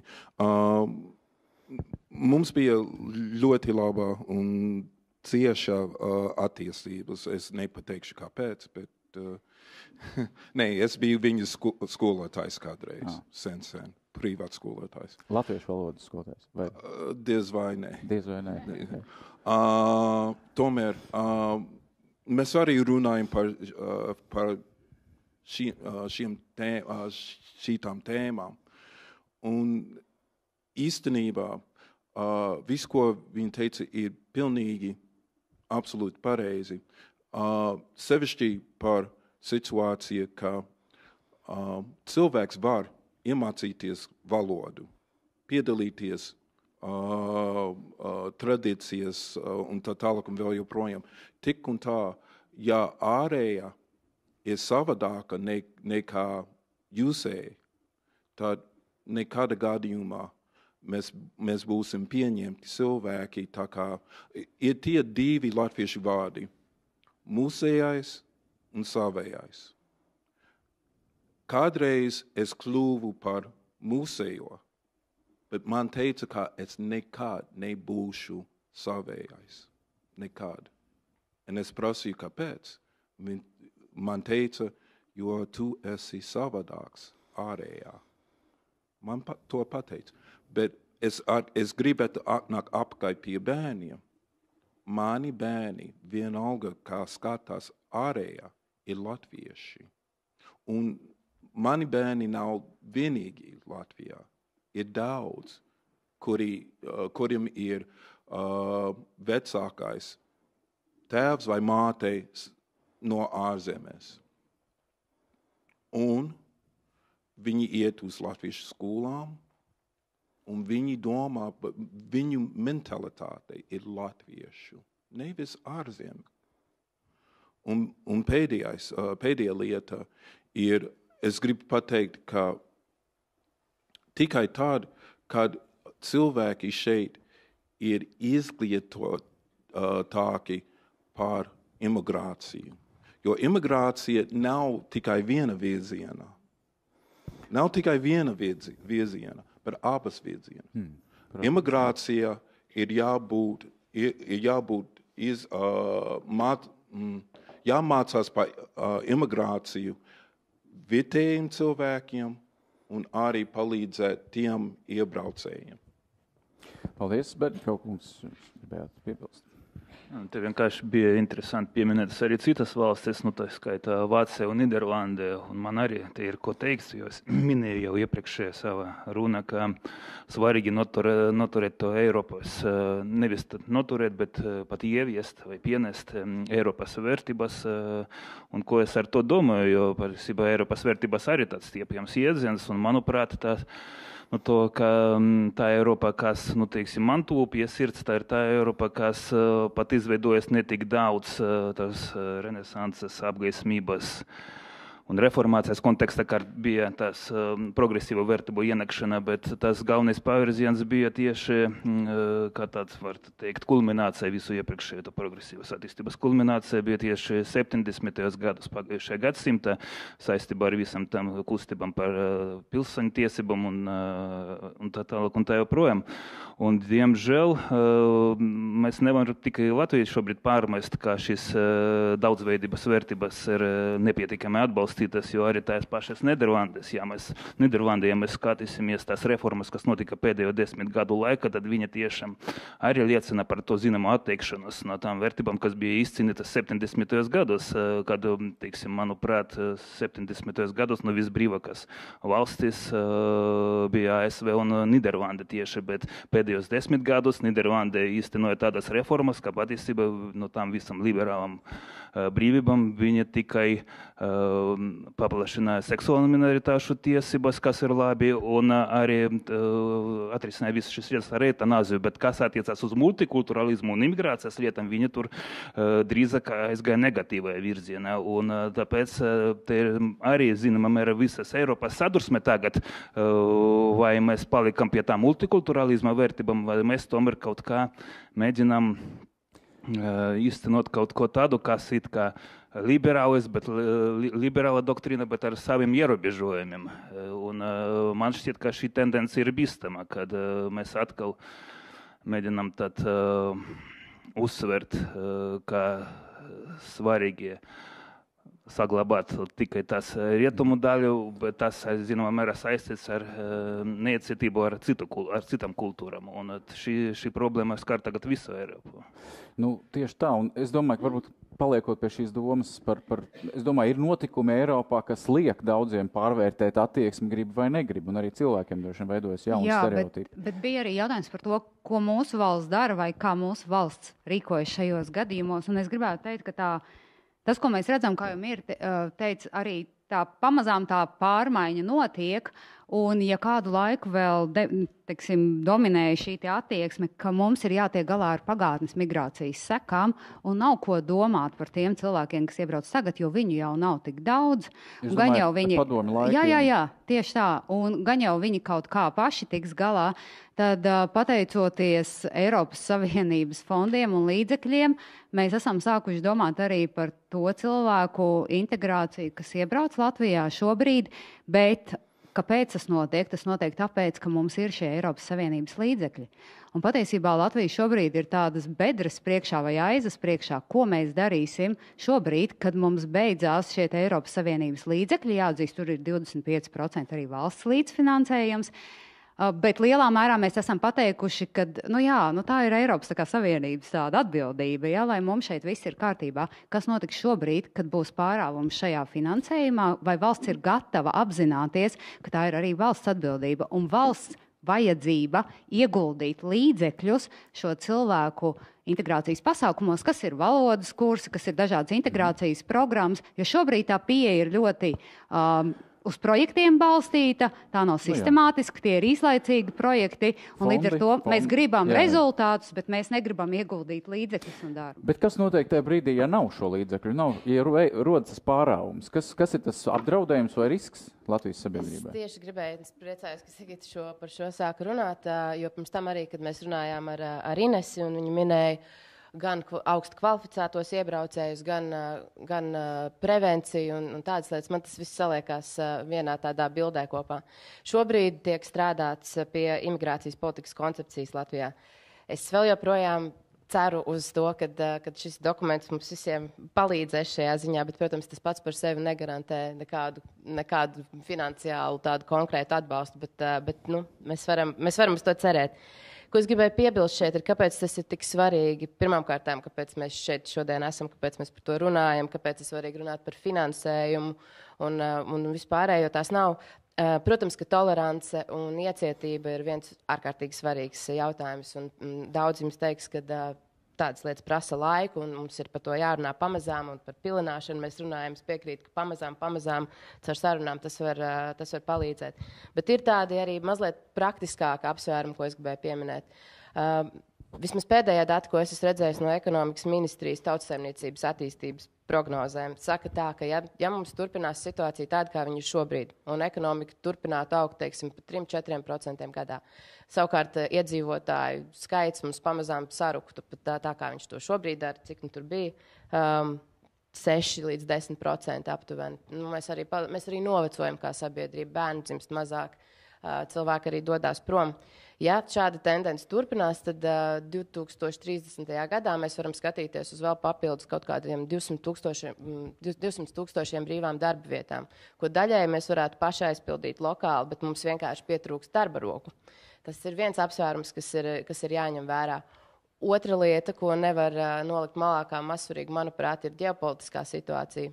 Neviens no mums šeit īsti nevar paredzēt, kā notikumi var attīstīties, bet mums ir jāņem vērā iespēja, ka tuvākā vai tālākā nākotnē pie mums varētu arvien vairāk gribēt ierasties cilvēki gan no Baltkrievijas, gan Ukrainas, gan arī Krievijas.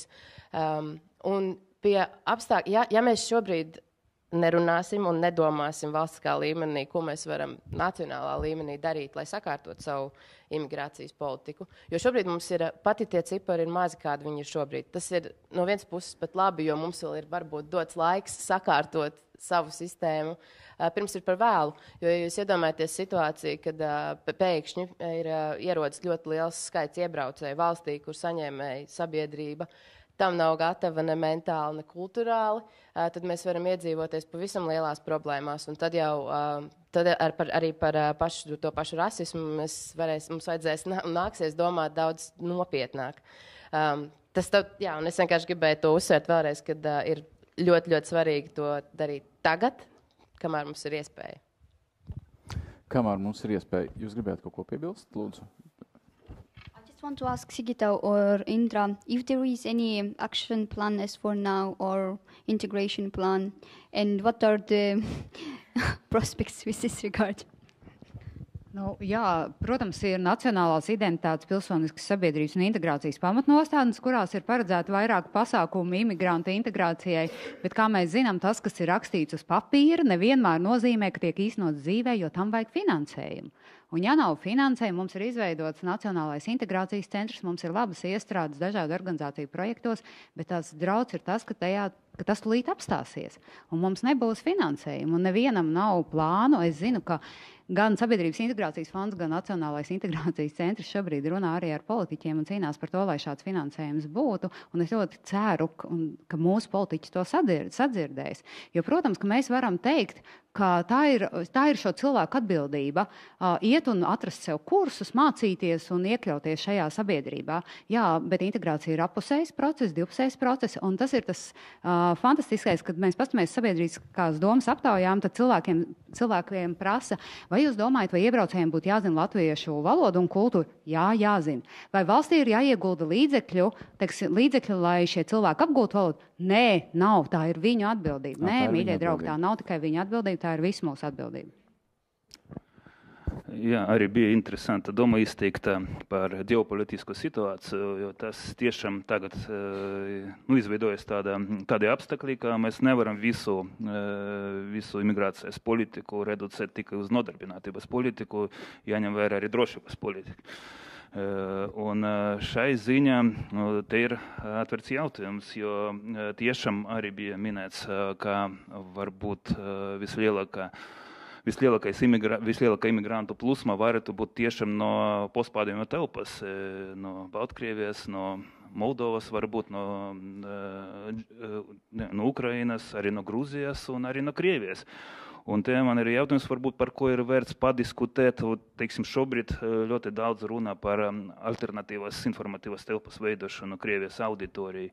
Vai nevar padomāt par to, ka tie potenciāli imigranti, kas nav apmierināti, teiksim, ar Putina režimu, viņi varētu arī būt šai idejai piesaistīti vairāk nekā tagad, jo mums, zinu, ka tagad darbojas Medūza un tā tālāk, bet tas ir pamaz, jo, ja mēs ticēsim, ko teiks to pašu Artemis Trojskis, kurš tagad dzīvo Igaunijā, teica, ka ļoti daudz viņu pazīstamu intelektuāļu Krievijā grib braukt prom. Un vai nevar tad risināt uzreiz šīs divas problēmas, kā piesaistīt arī šos intelektuāļus tam, lai pastrādā Krievu auditoriju, jo kas trūkst Krievu auditoriju, tas ir daudzveidzības, to es pilnīgi atzīstu, jo divi cilvēki pārsvarā dominē, Putins un Ušakovs, nekas vairāk tur nav, un es labprāt, lai būtu daudz citu seju, un varbūt mēs varam savienot to iecerēt, zinu, ka Nacionāla apvienība noteikti pret to, bet, tā kā, jo vairāk būs Krievijas pilsoņu vai iebraucēju no Krievijas, it kā tas paplašina iespējas arī argumentus kaut ko destabilizēt, bet man šķiet, šis lietas nav saistītas savā starpā. Ja tur būs vēlme destabilizēt, atradīs citus argumentus, bet to, ka pastrādāt ar vietēju auditoriju, ar jaunam sēm, intelektuālam sēm, tur potenciāls ir milzīgs, to ir vērts padomāt par to, manuprāt.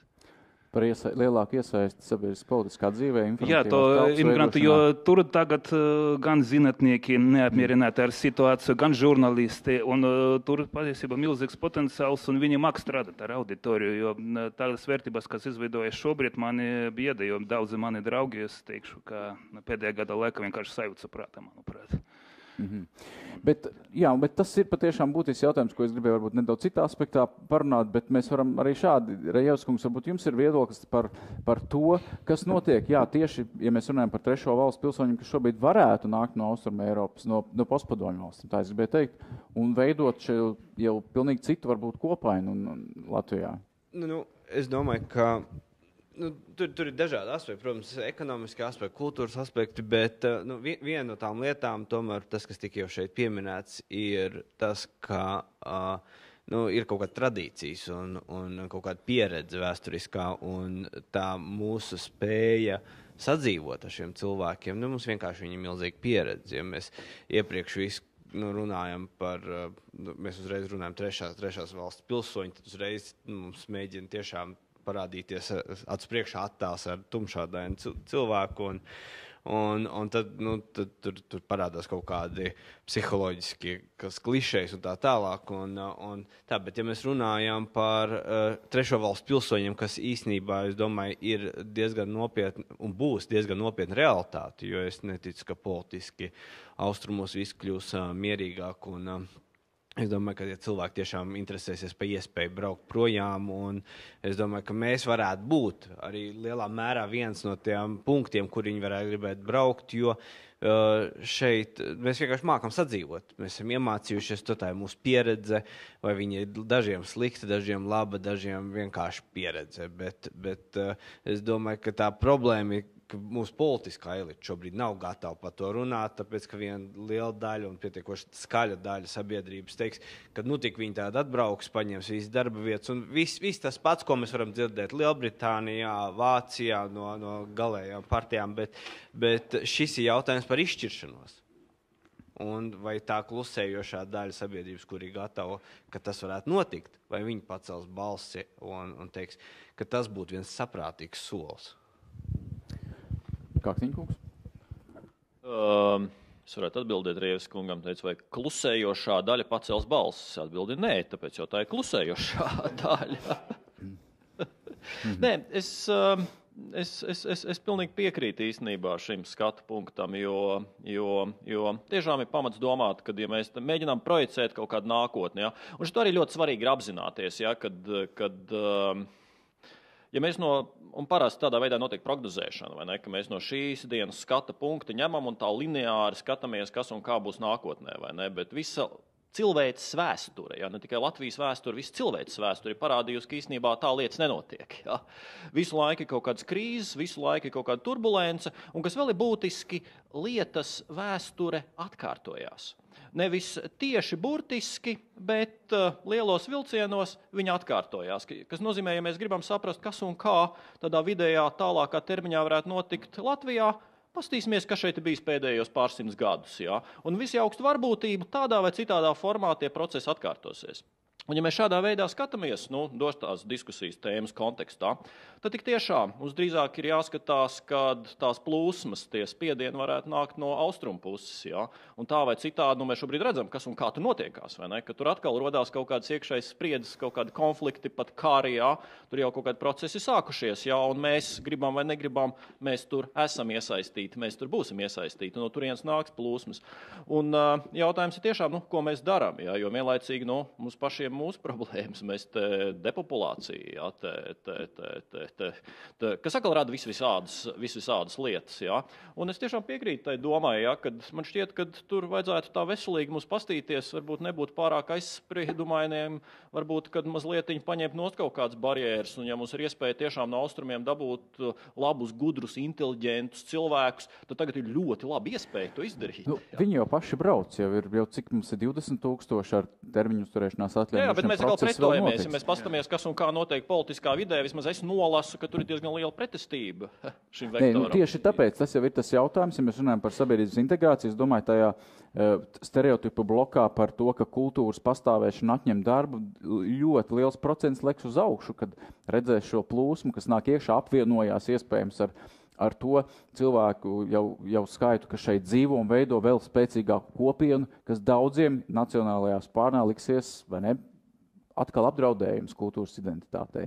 Par to vienkārši jārunā, bet bija ļoti interesanta intervija kādu laiku jūsu kolēģi Ingai Sprindei ar Edvardu Lukasu, ko viņš minēja to Krievu universitātes veidošanu Baltijā, kur varētu tieši tie opozicionāri no Krievijas arī kaut ko vairāk stāstīt, pasniegt un tā tālāk. Un jā, šī universitāte dod kaut kādu prestīžu, tur arī cilvēki ies mācīties arī krieviski runājuši. Vienkārši es sapratu, ka šo ideju vairāk tāda attīstā Lietuvā un Polijā, bet to var izveidot visur. Un tā, manuprāt, ir viena no tām lieliskām iespējām, kas ir Baltijas valstīs. Universitāte, jā, tos tieši, ko pieminēja Edvards Lukas, no galvenais ekonomistu redaktors. Paldies. Stilkungs. Paldies.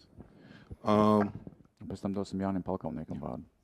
Jā, runājot par imigrantiem no austrumiem, tas ir pats par sevi saprotams, kā bija, izbijis un arī būs.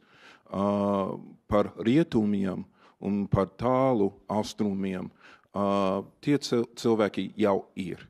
Daudz mēs neesam, es arī iekļuvu sevi, bet mums ir jārunā par to situāciju, ka ir cilvēki un būs cilvēki ar ārējo atšķirību, kuri grib dzīvot un strādāt šeit. Jau ir studenti universitātēs šeit Latvijā. Un es aizmirsu, kā sauc to pētnieku, kurš bija kopā mums pagājušajā nedēļā, bet viņš pateica vienu ļoti labu lietu. Viņš pateica, protams, daudz, bet viņš teica, ka viņš prasīja, jautāja, vai vietēji iedzīvotāji ir gatavi iet, piemēram, pie ārsta, ja tas ārsts ir no Irānas vai no Afganistānas vai no Afrikas, pats Afrikas. Vai tas cilvēks ir gatavs, labs ārsts, izglītots, arī izglītots Latvijā, runāt dažās valodas, vai tas cilvēks ir gatavs vienkārši, lai dabūtu medicīnu? Un pārsvarā atbildēja ne. Un ja cilvēks nav gatavs pieņemt, ka cilvēks ir cilvēks, jebkurā amatā, jebkurā situācijā, tad nebūs nekādas lielas maiņas. Un pēdējā ir, ka mēs jau runājam par imigrantiem vispārīgi, bet jāatcerās par tiem pilieniem, ka rādītāji sliktinājās, nevis kļūt labāki. Tajos gados, pa ko es minēju, no 99. gadiem līdz 2005. gadiem, rādītāji bija mazāk nekā tagad. Nedaudz mazāk, bet mazāk sliktā nozīmē. Tagad ir labāki laiki, bet rādītāji ir vēl sliktāki nekā bija. Mums ir daži arī pozitīvi piemēri, un daži ir deputāti, ārsti bijušie populāri, vai ne? Tā kā ir. Jā, es domāju, par to iešanu pie ārsta, es domāju, ka tiem cilvēkiem visdrīzāk tajā brīdī nekas nesāpēja. Ja viņiem kaut kas sāpētu, viņi būtu gatavi iet, tur citi faktori noteikti vai iet vai neiet. Bet mēs tā stājam, vismaz no manas skatu punkta, ja mēs mēģinām tā mazliet konceptualizēt šo lietu, tad, protams, tas vienādiem šeit ļoti sarežģīts, un te ir daudz dažādu skatu punkti, kā mēs tos varam skatīties, kāpēc tās attieksmes ir tādas, kādas viņas ir un kādā veidā viņas dinamiski veidojās.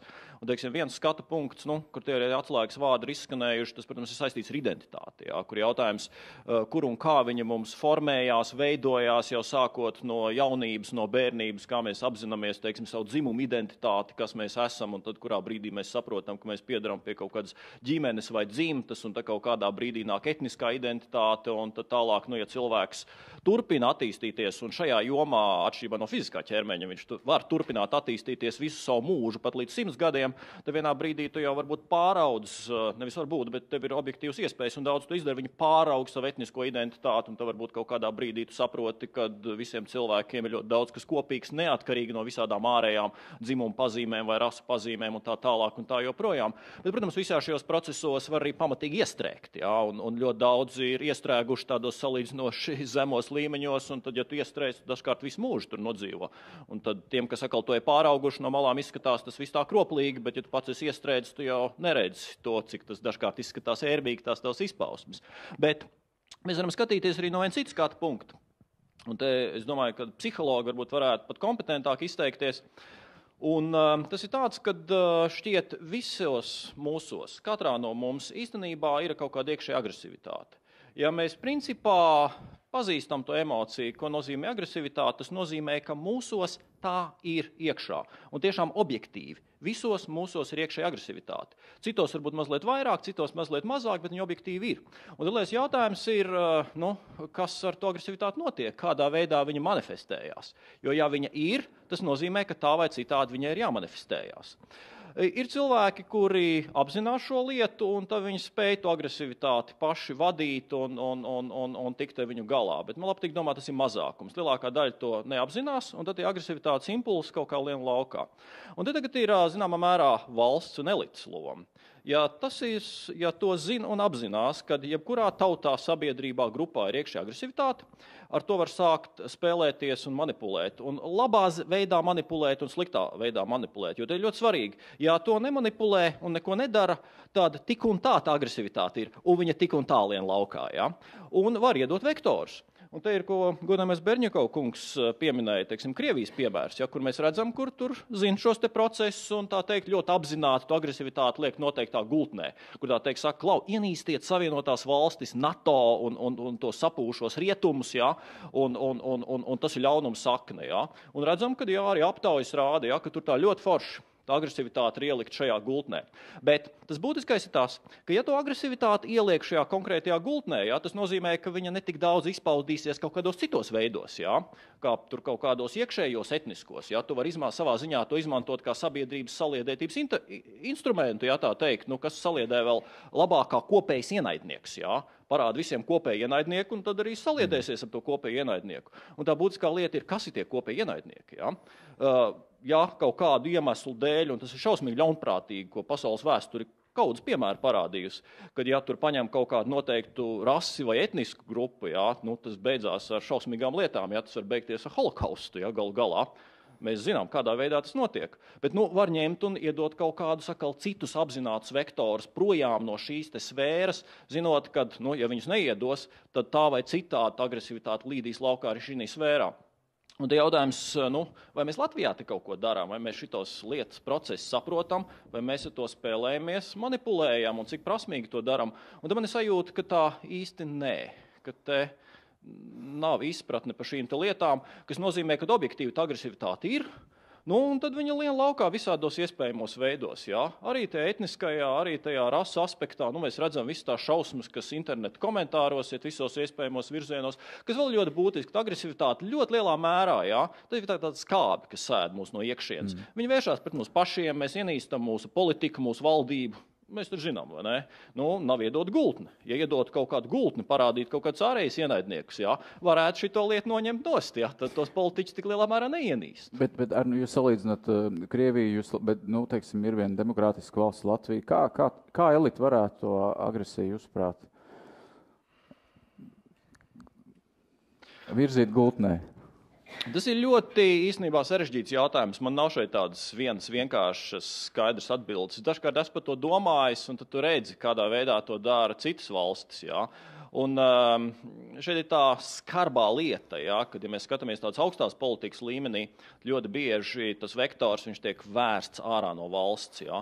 Tas ir viens no iemesliem, ja, kāpēc tā teikt uzrīd kaut kādām noteiktām tautām, reģioniem, etniskām grupām. Ja. Mēs redzam, kādā veidā to dara Krievija, bet ja skatāmies, teiksim, kaut kādiem citiem, tad atkal tur saka, tie musulmaņi vai ne, tur kaut kur no tuviem austrumiem tur nāk tur kaut kādas problēmas, tur kaut kā vajag sakārtot viņus. Jā. Labi. Skaidrs, Berņikov kungs. Jā, tur par to, ka kā drīzāk provocēt to agresivitāti, ja mēs salīdzināsim Latviju ar Krieviju, tad tur pilnīgi atšķirīgas pieejas, teiksim, Latvijā politiķi, manuprāt, tomēr mēģina kūdīt divas sabiedrības daļas savas iekšienes, bet Krievija šai ziņā rīkojas daudz gudrāk, tieši mēģina atrast ārēju ienaidnieku un saliedēt ar to savu sabiedrību iekšienu, un tas saistīts ne tikai ar propagandu, tas saistīts arī, kā Putin darbojas ar mazakumu tautību līderiem, tur viņi visi kooptēti sistēma patiesībā, jo tur milzīgas pretrunas iekšējās, Krievija jau milzīga valsts ar dažādām tur saviem stereotipiem, bet viņš milzīgi kooptēja tos populārus kopienu līderus savu sistēmu, kuri tur skaidrs, ka saņem notiktus labumus no turienes, un viņi samierina visus tos protesta noskaņojumus. Un tāpēc ir tādas iespējas, ka tieši ar ienaidnieku saliedēt kopējo sabiedrību, jo Krievijā viņi arī televīzijā nekad neatļaujas kaut kā teiksim tā, noniecināt kaut kādu etnisko grupu, kas dzīvo Krievijas iekšienē, viņa drīzāk opozicionārus. Pret opozicionāriem to dara, jo, teiksim, Krievija tas galvenā līnija iet nevis caur etniskajām vai reliģiskajām lietām, un pat nevis caur ideoloģiskām lietām, bet tur ir viens jautājums, vai tu par varu vai ne. Nu jā, bet es droši domāju, ka Krievija nav labs piemērs. Jā, bet vienkārši Putins, tas ir piemērs, ka viņi tiešām var samierināt to visu, tur arī, protams, arī visādas represīvas lietas un tā joprojām, bet Latvija dara milzīgu kļūdu, ka viņi tiešām mēģina būvēt savu politiku, kudināt situāciju iekšienē, no tas jāteicas. Man šķiet viens mehānisms, kā varbūt netik kaitīgi veidā šito var manipulēt, tas ir sports. Un man šķiet, tas arī viens no iemesliem, kāpēc attīstītajā pasaulē tā lieta tik attīstīta, tik liela nauda likt iekšā un kāpēc arī, teiksim, varu nelikt šito atbalstu. Ja? Jo tas ir savā veidā atkal rituāli izspēlētas kaut kādas lietas, kur cilvēki var manifestēt, izpaust savu agresivitāti. Ja?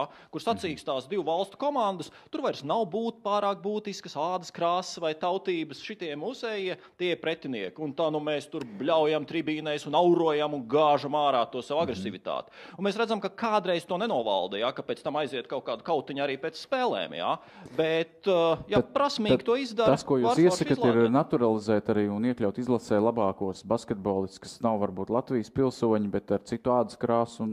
Jā, vienkārši to vektoru ielikt vienā citā gultnē, tieši tā, ielikt vektoru kaut kādā citā gultnē, projām no etniskajām, rasu, valodu un tam līdzīgām atšķirībām. Teikt, ka galvenais ir, tas ir sports, uzvar sportā, lai mūsējie tur uzvarētu, pārējām nav nozīmes. Labi. Es gribēju Jānim Palkauniekam pajautāt, droši vien ir sakrājies dzirdot visu, kas... Jā, es ceru, ka kungi joko, jo es negribētu... kā sabiedrība, ka ar mani manipulēja. Manuprāt, ka vislabākā lieta, kā padarīt sabiedrību, jebkādā veidā kvalitatīva ir izglītība. Jo parādiet man kaut vienu izglītot, nevis cilvēku ar diplomu, bet izglītot cilvēku, kurš ir rasists, homofobs vai kā tam līdzīgi. Kaut vienu parādiet.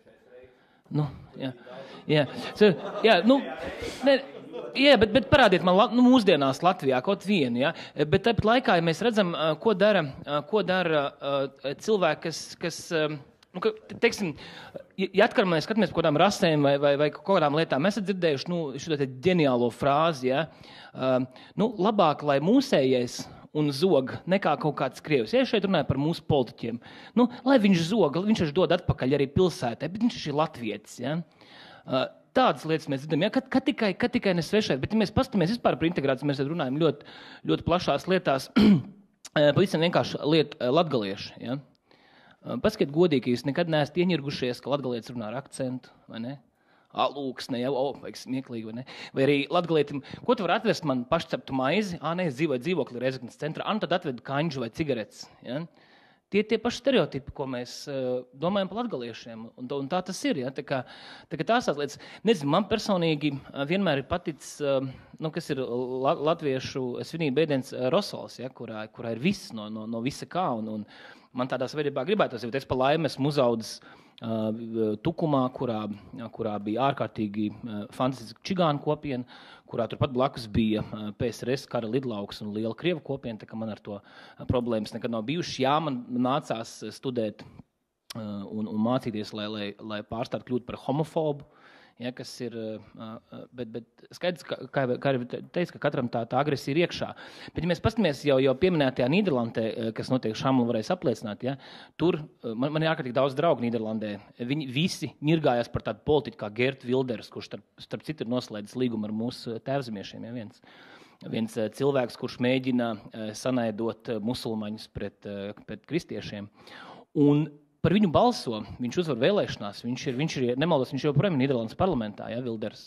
Bet cilvēki no tā slēpjās, bet viņi par viņu balsoja. Ja? Manuprāt, tās lietas, ka izglītība un zināšanas, kuras var kaut kādā veidā tikai palīdzēt. Nevis tur mākslīga manipulācija ar mēdījiem. Jo patiesībā arī, tad, kad es apzvanīju, es rakstīju Džordžam, es zvanīju Aminatai, Lingitai, saviem draugiem, kuri tumšādien. Es domāju, man jāpiezvan arī Hosamam. Ja, un tam es viņam varu zvanīt, viņš ir pietiekami tumšs, lai prasītu viņu viedokli. Un tajā brīdī es sajūtos kā lohs, vai ne? Tad varbūt es piezīmīšu kaut kādai meitenei, kura ir, nezinu, kura ir tur pārāk daudz nosauļotas. Es tajā brīdī sajūtos, īstenībā man palika kauns, kad patiesībā par to ir jārunā, bet, diemžēl vai par laimi par to ir jārunā. Ir jārunā, droši vien. Bet vēl, pavisam pēdējais par sociālajiem tīkliem. Tur daudz jauniešu. Tāda identitāte, jauna identitāte, sociāla tīkla identitāte. Un mēs zinām anonīmos komentārus. Ko jūs draugos darat, ja jūs sastopaties ar ksenofobiju, rasismu un tādām izpausmēm? Un cik bieži šobrīd, teiksim, mēs runājam par Latvijas jaunatni, tādu vidusmēra jaunatni, kas tur notiek, ja tu raksturot? Tas tāds stereotips, kad draugos vispār sociālos mēdījos ir jaunieši, ja? Vidējais vecums draugiem lietotājiem ir 30-gadīga sieviete. Absolūti jaunieti. Jā. Un pēc tam tie jaunieši no 10 līdz 14 ir mazāk nekā tie jaunieši, kuriem ir 50 gadi draugos. Mums vienkārši tā situācija tieši tāda pat kā Latvijas iedzīvotājs sastāvs. Un tā situācija ir vienkārši normāls. Vidusmēra iedzīvotājs nav svarīgi, viņš no laukiem vai no kurienes ir normāls. Bet tie nenormālie ir skaļāki. Un kas patiesībā ir tendence, tas, ka tur ir ārkārtīgi nacionālisti, kur ienīst jebkuru ādas krāsu vai jebkuru nezinu, slāvisku izpausmi. Un patās ir parādījušies cilvēki, kas skaidrā latviešu valodā ir sākuši propagandēt Kremļa politiku. Ja? Nacionālajā sociālajā mēdījā arī tādi, bet viņi ir 2 vai 3, bet viņi ir skaļi. Bet jauniešiem, manuprāt, vispār nav problēma. Man bija ārkārtīgi prieks, arī šīs kampaņas ietvaros uzrunāja savus draugus, kuriem bērni iet bērndārzos, un es paprasīju, jums iet kāds vairākiem draugu bērniem prasīja, jums iet kāds tāds tumšāks bērniņš? Jā, kāds viņš ir? Tas viens ir foršs, viņš man spēlējās, tas otrs nē. Ja? Viņam vispār nav kategorijas kaut kādas ādas krāsas vai rases un jauniešiem tāpat. Un nobeigumā es gribēju pateikt, ka īstenībā, ko mēs te arī sākumā sakam, kas ar kampaņām ir jādara, jāsaka, jā, viņš jau ir imigrants, bet viņš ir normāls. Viņš jau ir imigrants, bet viņš jau atnesīs mums kaut kādu ekonomisku pieaugumu. Tad jau mēs varam teikt, jā, viņš jau ir homoseksuāls, bet viņš ir talantīgs. Tad visi homoseksuāli ir netalantīgi, ja? vai visi melnādainie ir nezinu, biedējoši vai ar pistolēm staigā. Ja? Tā kā mēs jau paši patiesībā to kultivējam, jo ja mēs runājam par to, kādu ekonomisko pienesumu mums nesīs imigranti, kādu ekonomisko pienesumu mums nesīs tie profesionālie bezdarbnieki, ja, kas to vien dara, kā, labi, viņi ir pabeiguši augstskolu, viņi ir dabūjuši kaut kādas grādus, ja man miljonus jauniešu nāk, sveiki, ko jūs varat man piedāvāt, paņemiet man darbā, kas tev ir, man ir diploms, man arī diploms, tad... Ja? Un tie ir forši, jo tie redz ir mūsējie. Mūsējie drīkst būt slinki, mūsējie drīkst sēdēt uz pabalstiem, mūsējie drīkst zakt un dot un ņemt kukuļus, bet ja to nedodies izdarīs kāds krievs vai nedodies tumšādainies, tad viņš dabūs. Ja? Ar to arī jātiek galā. Tiksim galā no sākuma ar Latgali un pēc tam dosim padomus, kā mums integrēt. Jā. Paldies, Jāni. Es tikai piebildīšu. Jānis teica par to, ka ar jauniešiem jau nav problēma, ar jauniešiem jau tur viss kārtībā. Diemžēl mana pieredze strādājot Latvijas augstskolās, 2 augstskolās un 3. vēl iesaistoties un strādājot ar jauniešiem šobrīd viena naida projekta ietvaros, kur mēs tieši runājam par naidu runu internetā. Diemžēl nākas secināt, ka tā nav, kad ar jauniešiem nav problēmas. Jaunieši arī ir diezgan rasistiski, diezgan homofobiski un tā tālāk. Bet tas, ko es tikai gribēju par internetu piebilst, ka tas, kas man pārsteidz, kad mēs runājam ar jauniešiem par to, ka mēs taisīsim apmācības par naidu runu internetā, par to, kā šo saturu dzēst no interneta, mēs monitorējam komentārus, mēs runājam ar portālu vadītājiem, dzēsiet ārā šos komentārus. Viņi skatās uz mums un saka, priekš kām tas ir jādara. ļaujiet mums rakstīt visu, ko mēs gribam. Tas ir jāļauj. Sabiedrībai ir jāļauj vārda brīvība, jo, protams, mēs aizmirstam, ka vārda brīvībai arī ir robežas. Un otrs arguments ir, labāk ļaujiet mums izpausties šajā te interneta vidē, tad tā agresija neizies uz ielas. Tas ir aplāms pieņēmums, ka ļaujot izpausties interneta vidē, agresija neaizies uz ielas. Man liekas, tās ir ļoti cieši saistītas lietas, un tieši jo vairāk mēs ļausim šajā interneta vidē paust šo agresiju, jo lielāka varbūtība, ka šī agresija iziet arī uz ielas. Bet es, protams, ceru, ka izglītība var veicināt un mainīt šo te sabiedrības uzskatu. Skaidrs, ka var noteikti arī vispārināšana, ko es, teicu, ne jauniešiem ir problēmas. Jā, ir problēmas, tad vecumā no 0 līdz 5 gadiem ir rasisti, no 5 līdz 10, no 10 līdz 5, un tā ejam tālāk. Visās vecuma grupās ir gan rasisti, gan homofobi un tā tālāk, bet tāpēc arī, un ne visi Latgalē, no visiem latgaliešiem var nopirkt krāsnī ceptu maizi vai kontrabandu šņabu vai cigaretes. Tā kā skaidrs, ka katrā grupā un katrā pilsētā, vienalga, vai tie ir lauki, ir problēma. Kur ir lielākā problēma, ko es esmu novērojis, teiksim, man pašam 35 gadi, ja, maniem vienaudžiem, kuriem jau auga bērni, ziniet, daži no tiem maniem tukuma cīņu biedriem, kuriem tādi 35 gadi un kuriem ir bērni, ka es netīšām redzēju, kā viņi bērnus audzina, labi, tā ir cita tēma, ja, labāk, te tiešām vajadzētu kaut ko neļaut darīt, ja, kā viņi stāsta puisim. Ko tu ej, redzi, tur tas neģersiet, ja redzi. Viņš māca to bērnu jau, un kur tas bērns iemācīsies, ja ne skolā, ja varbūt viņam paveiksies. Ja viņam paveiksies mācīties skolā, kur nebūs skolotāji, kur mācīs viņa tēvu, un ko tas tēvs prieks, tā ir tā stulbā učinīt, neklaus viņu, ja. Tā kā, skaidrs, ka tas, un visās grupās ir forši un neforši cilvēki, un tāpēc es negribētu teikt, ka ir kaut kādi, kad tur ir jaunieši, lauki, vai zināt, bet manuprāt, ka kopējās zināšanas kaut kādas, kaut vai, nezinu, fizikā, matemātikā, ķīmijā vai valodās cilvēku padara labāku, un viņš, jo, ja tu mācies, ja tu labi saproti bioloģiju, tas labi mācies, tad saproti, ka tumšādainam cilvēkam atšķirība bioloģiskā ir nekāda. Ja? Vai, ja tu esi studējis kaut ko citu. Tas arī kampaņā bija, vai ne? Viens no uzsvariem, savs cilvēks, un ejam kopīgi nodot asins. Bet īstenībā, Džordž, tev ir mikrofons ļoti labi, jo mēs varētu tagad pēdējās 10 minūtes, varbūt katrs no jums pēc diskusijas noslēgumā tādas, varbūt tās svarīgākās lietas, ko jūs vēl nepateicāt un ko jūs gribētu pateikt. Mēs runājam par vienu kampaņu, vai mēs runājam vispār par izpratnes maiņu Latvijas sabiedrībā, tad kas, jūsuprāt, ir tāda lieta, kas būtu jāizdara pilnīgi noteikti? Es domāju, ka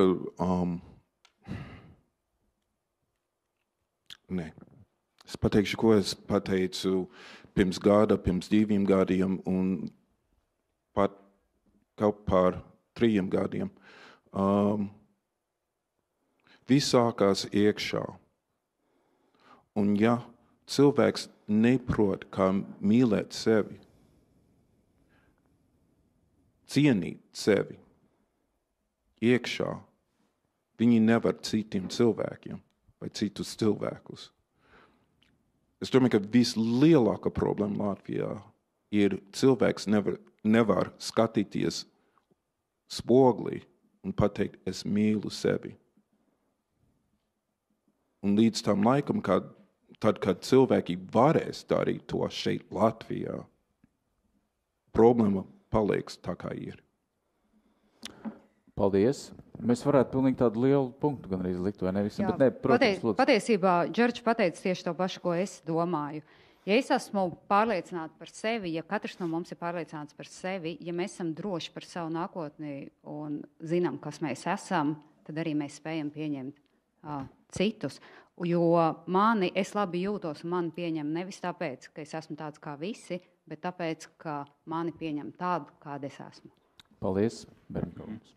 Es ļoti īsi sumarizēšu to, ko es jau teicu, kas, manuprāt, ir darams tuvākajā nākotnē un kas vispār šajā trešo valstu imigrācijas politika jāņem vērā. Pirmkārt, manuprāt, ir svarīgi, ka tiešām tā imigrācijas politika jāatbilst Latvijas interesēm un te nedrīkst tikai visu reducēt uz nodarbinātību, jādomā arī par drošības politiku, ko es jau minēju. Otra lieta, ka svarīgi stiprināt Eiropas dimensiju Latvijā, un te ir atkal uzsveršu, ka svarīgi popularizēt daudzveidības, pluralizma idejas.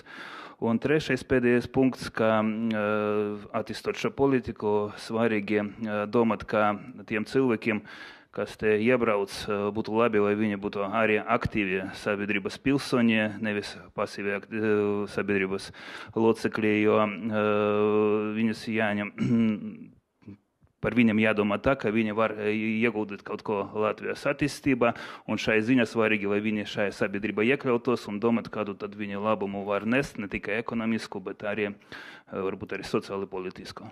Paldies.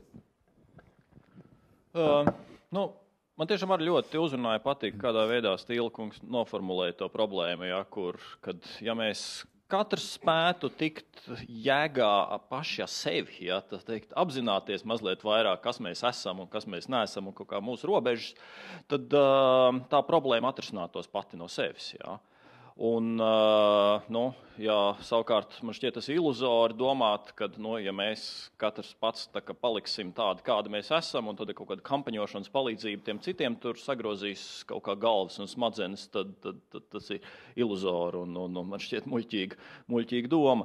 Tā kā, šīs lietas, kas sākās individuālā līmenī. Paldies. Jānis Palkalnieks. Nezinu, man ir cerība, ka visi paliek sajūta un cerība vienlaiks, ka visi paliek labāk, un jo vairāk mums auga vesela paudze ar cilvēkiem, kuriem ir savādākie sejas vaipsti, viņi tādi mazi bērni, ka viņi nokļūs, nezinu, publiskos amatos, televīzijā vai kaut kur citur, ka mēs redzēsim, tāpat kā tas notiek, nezinu, Vācijā vai kurā citā Eiropas valstī, un tad vienkārši tas notiks, un man sajūta, ka viss notiks labi. Paldies. Filips Rajevskis. Mēs runājam par sevi, tur nav ko piebilst, es tam visam pilnīgi piekrītu, bet ja mēs runājam par valstiskā līmeni, viena replika, man bija saruna ļoti augsta līmeņa politiķi, Latvijas, Eiropas līmeņa politiķi, kurš man ar pilnām mutēm stāstīja par to, kas notiek Lampedūzas salā pie Itālijas, un es tam visam piekrītu, tur tiešām šausmu lietas, atkal kārtējs bēgļu kuģis nogrims un tā, bet uz jautājumu, vai viņš ir arī runājis Eiropas līmenī par to, par kaut kādu politiku, ja vismaz kaut kādu ideju līmenī, ko mēs darīsim, ja karš austrumos palielinās un mums te būs ne mazāk, ja ne lielāk plūsma, te ir sauszemes robeža. Un atbildi viņi bija. Tad, kad tas būs, tad arī domāsim. Varētu varbūt paturpināt, protams, ka es piekrītu visiem iepriekšējiem runātājiem par to, ka jāsāk droši vien ar sevi, bet man liekas, ka ar to varbūt ir pat par maz. Es teiktu, ka varētu iet vēl tālāk un sākt ar to, kad runāt par šīm lietām, protams, arī šādās diskusijās un publiski, bet arī vienam ar otru, varbūt ar 1, 2, 3, 4, 5 draugiem. Un aktualizēt šo jautājumu, un arī atcerēties to, ka arī valstiskā līmenī mums ir darba rīki, kurus mēs varam izmantot rīcību politikā, likumdošanā, lai mazliet kaut vai situāciju padarītu labāku jau tagad, un lai izvairītos no lielākām problēmām nākotnē. Paldies. Šāma. Un beigās droši vien latviski, vai ne? Nē, paldies. Well, I have lots of things, and what I was thinking just now about is that there is no universal model of integrating, and there is nothing in a way universal except of human rights in terms of human beings or dealing with them. And there, as far as I know from my professional background, there is no extremely successful integration model that would be human-centrated and that would satisfy fully needs and meet expectations of both sides. And as far as I will not say that Latvia is a young country and we still have to la because it is not true, and we have a lot of experiences for now. I just would like to wish you guys here to be one of those who will be able to find out how to deal with intercultural communication difficulties and integration things in a way that it would be human-centrated, person-orientated, not using different kind of models and images. And another thing, very often I hear that here people would tie in a way migration and demographical situation. And it makes much more difficult for local people to accept it because identity is extremely sensitive.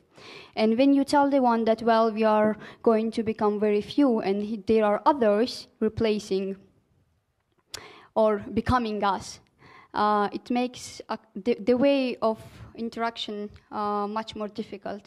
Maybe it will be much nicer to try to find another angle and think of others being diverse, being different, and coming with new ideas and solutions, and becoming a part of our society, not just, keeping us alive or balanced. Thank you. Paldies par šiem priekšlikumiem, un mēs esam šobrīd apgājuši patiešām apli, un mēs dzirdējām ļoti labas domas un idejas, manuprāt, šīs diskusijas laikā. Paldies visiem, un es tiešām ceru, ka tas piliens šī kampaņa, kas ir labi domāta, ar kaut kādām grūtībām tagad izgājusi cauri perturbācijām, es domāju, kampaņa turpinās, un īstenībā, pareizi jau tad cilvēki teica, defekts pārvērties pa efektu. Protams, kā kampaņas organizatori un iniciatori, lūdzu. Sabiedrības integrācijas fonds, lūdzu. Jā, labdien, mans vārds ir Alda Sebra, vada projektu nodaļu. Sabiedrības integrācijas fondā. Man prieks tiešām šodien par diskusiju, un neņemiet ļaunā, ka mēs sēdējām malā un nejaucāmies, jo politologi, sociologi, nevalstiskās organizācijas cilvēki, kas pieredzējuši, patiesībā pateica to, ko mēs vēlējāmies. Un ja mēs tiešām visu laiku runājam par šiem pilieniem, man šķiet, ka šoreiz, gribot vai negribot, mēs izgājām savu veidu lietusgāzi. Tikai mums nebija tā lietusarga. Un to lietusargu mēs pašlaik veidojam.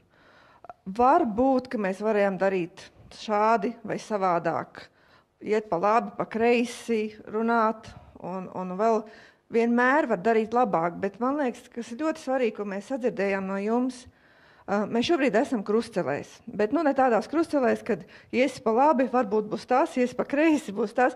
Mēs patiesībā redzam, kas ir pa labi, kas pa kreisi, kas aiz mums, un šīs krustceles mums ir svarīgi, lai mēs tiešām domātu par to, ko mūsu valsts grib nākotnē darīt, kāda būs šī mūsu politika, kas skar imigrāciju, kas skar integrāciju, un iespējams nepieļaut kaut kāda veida kļūdas, bet tiešām pārdomāt, rīkoties.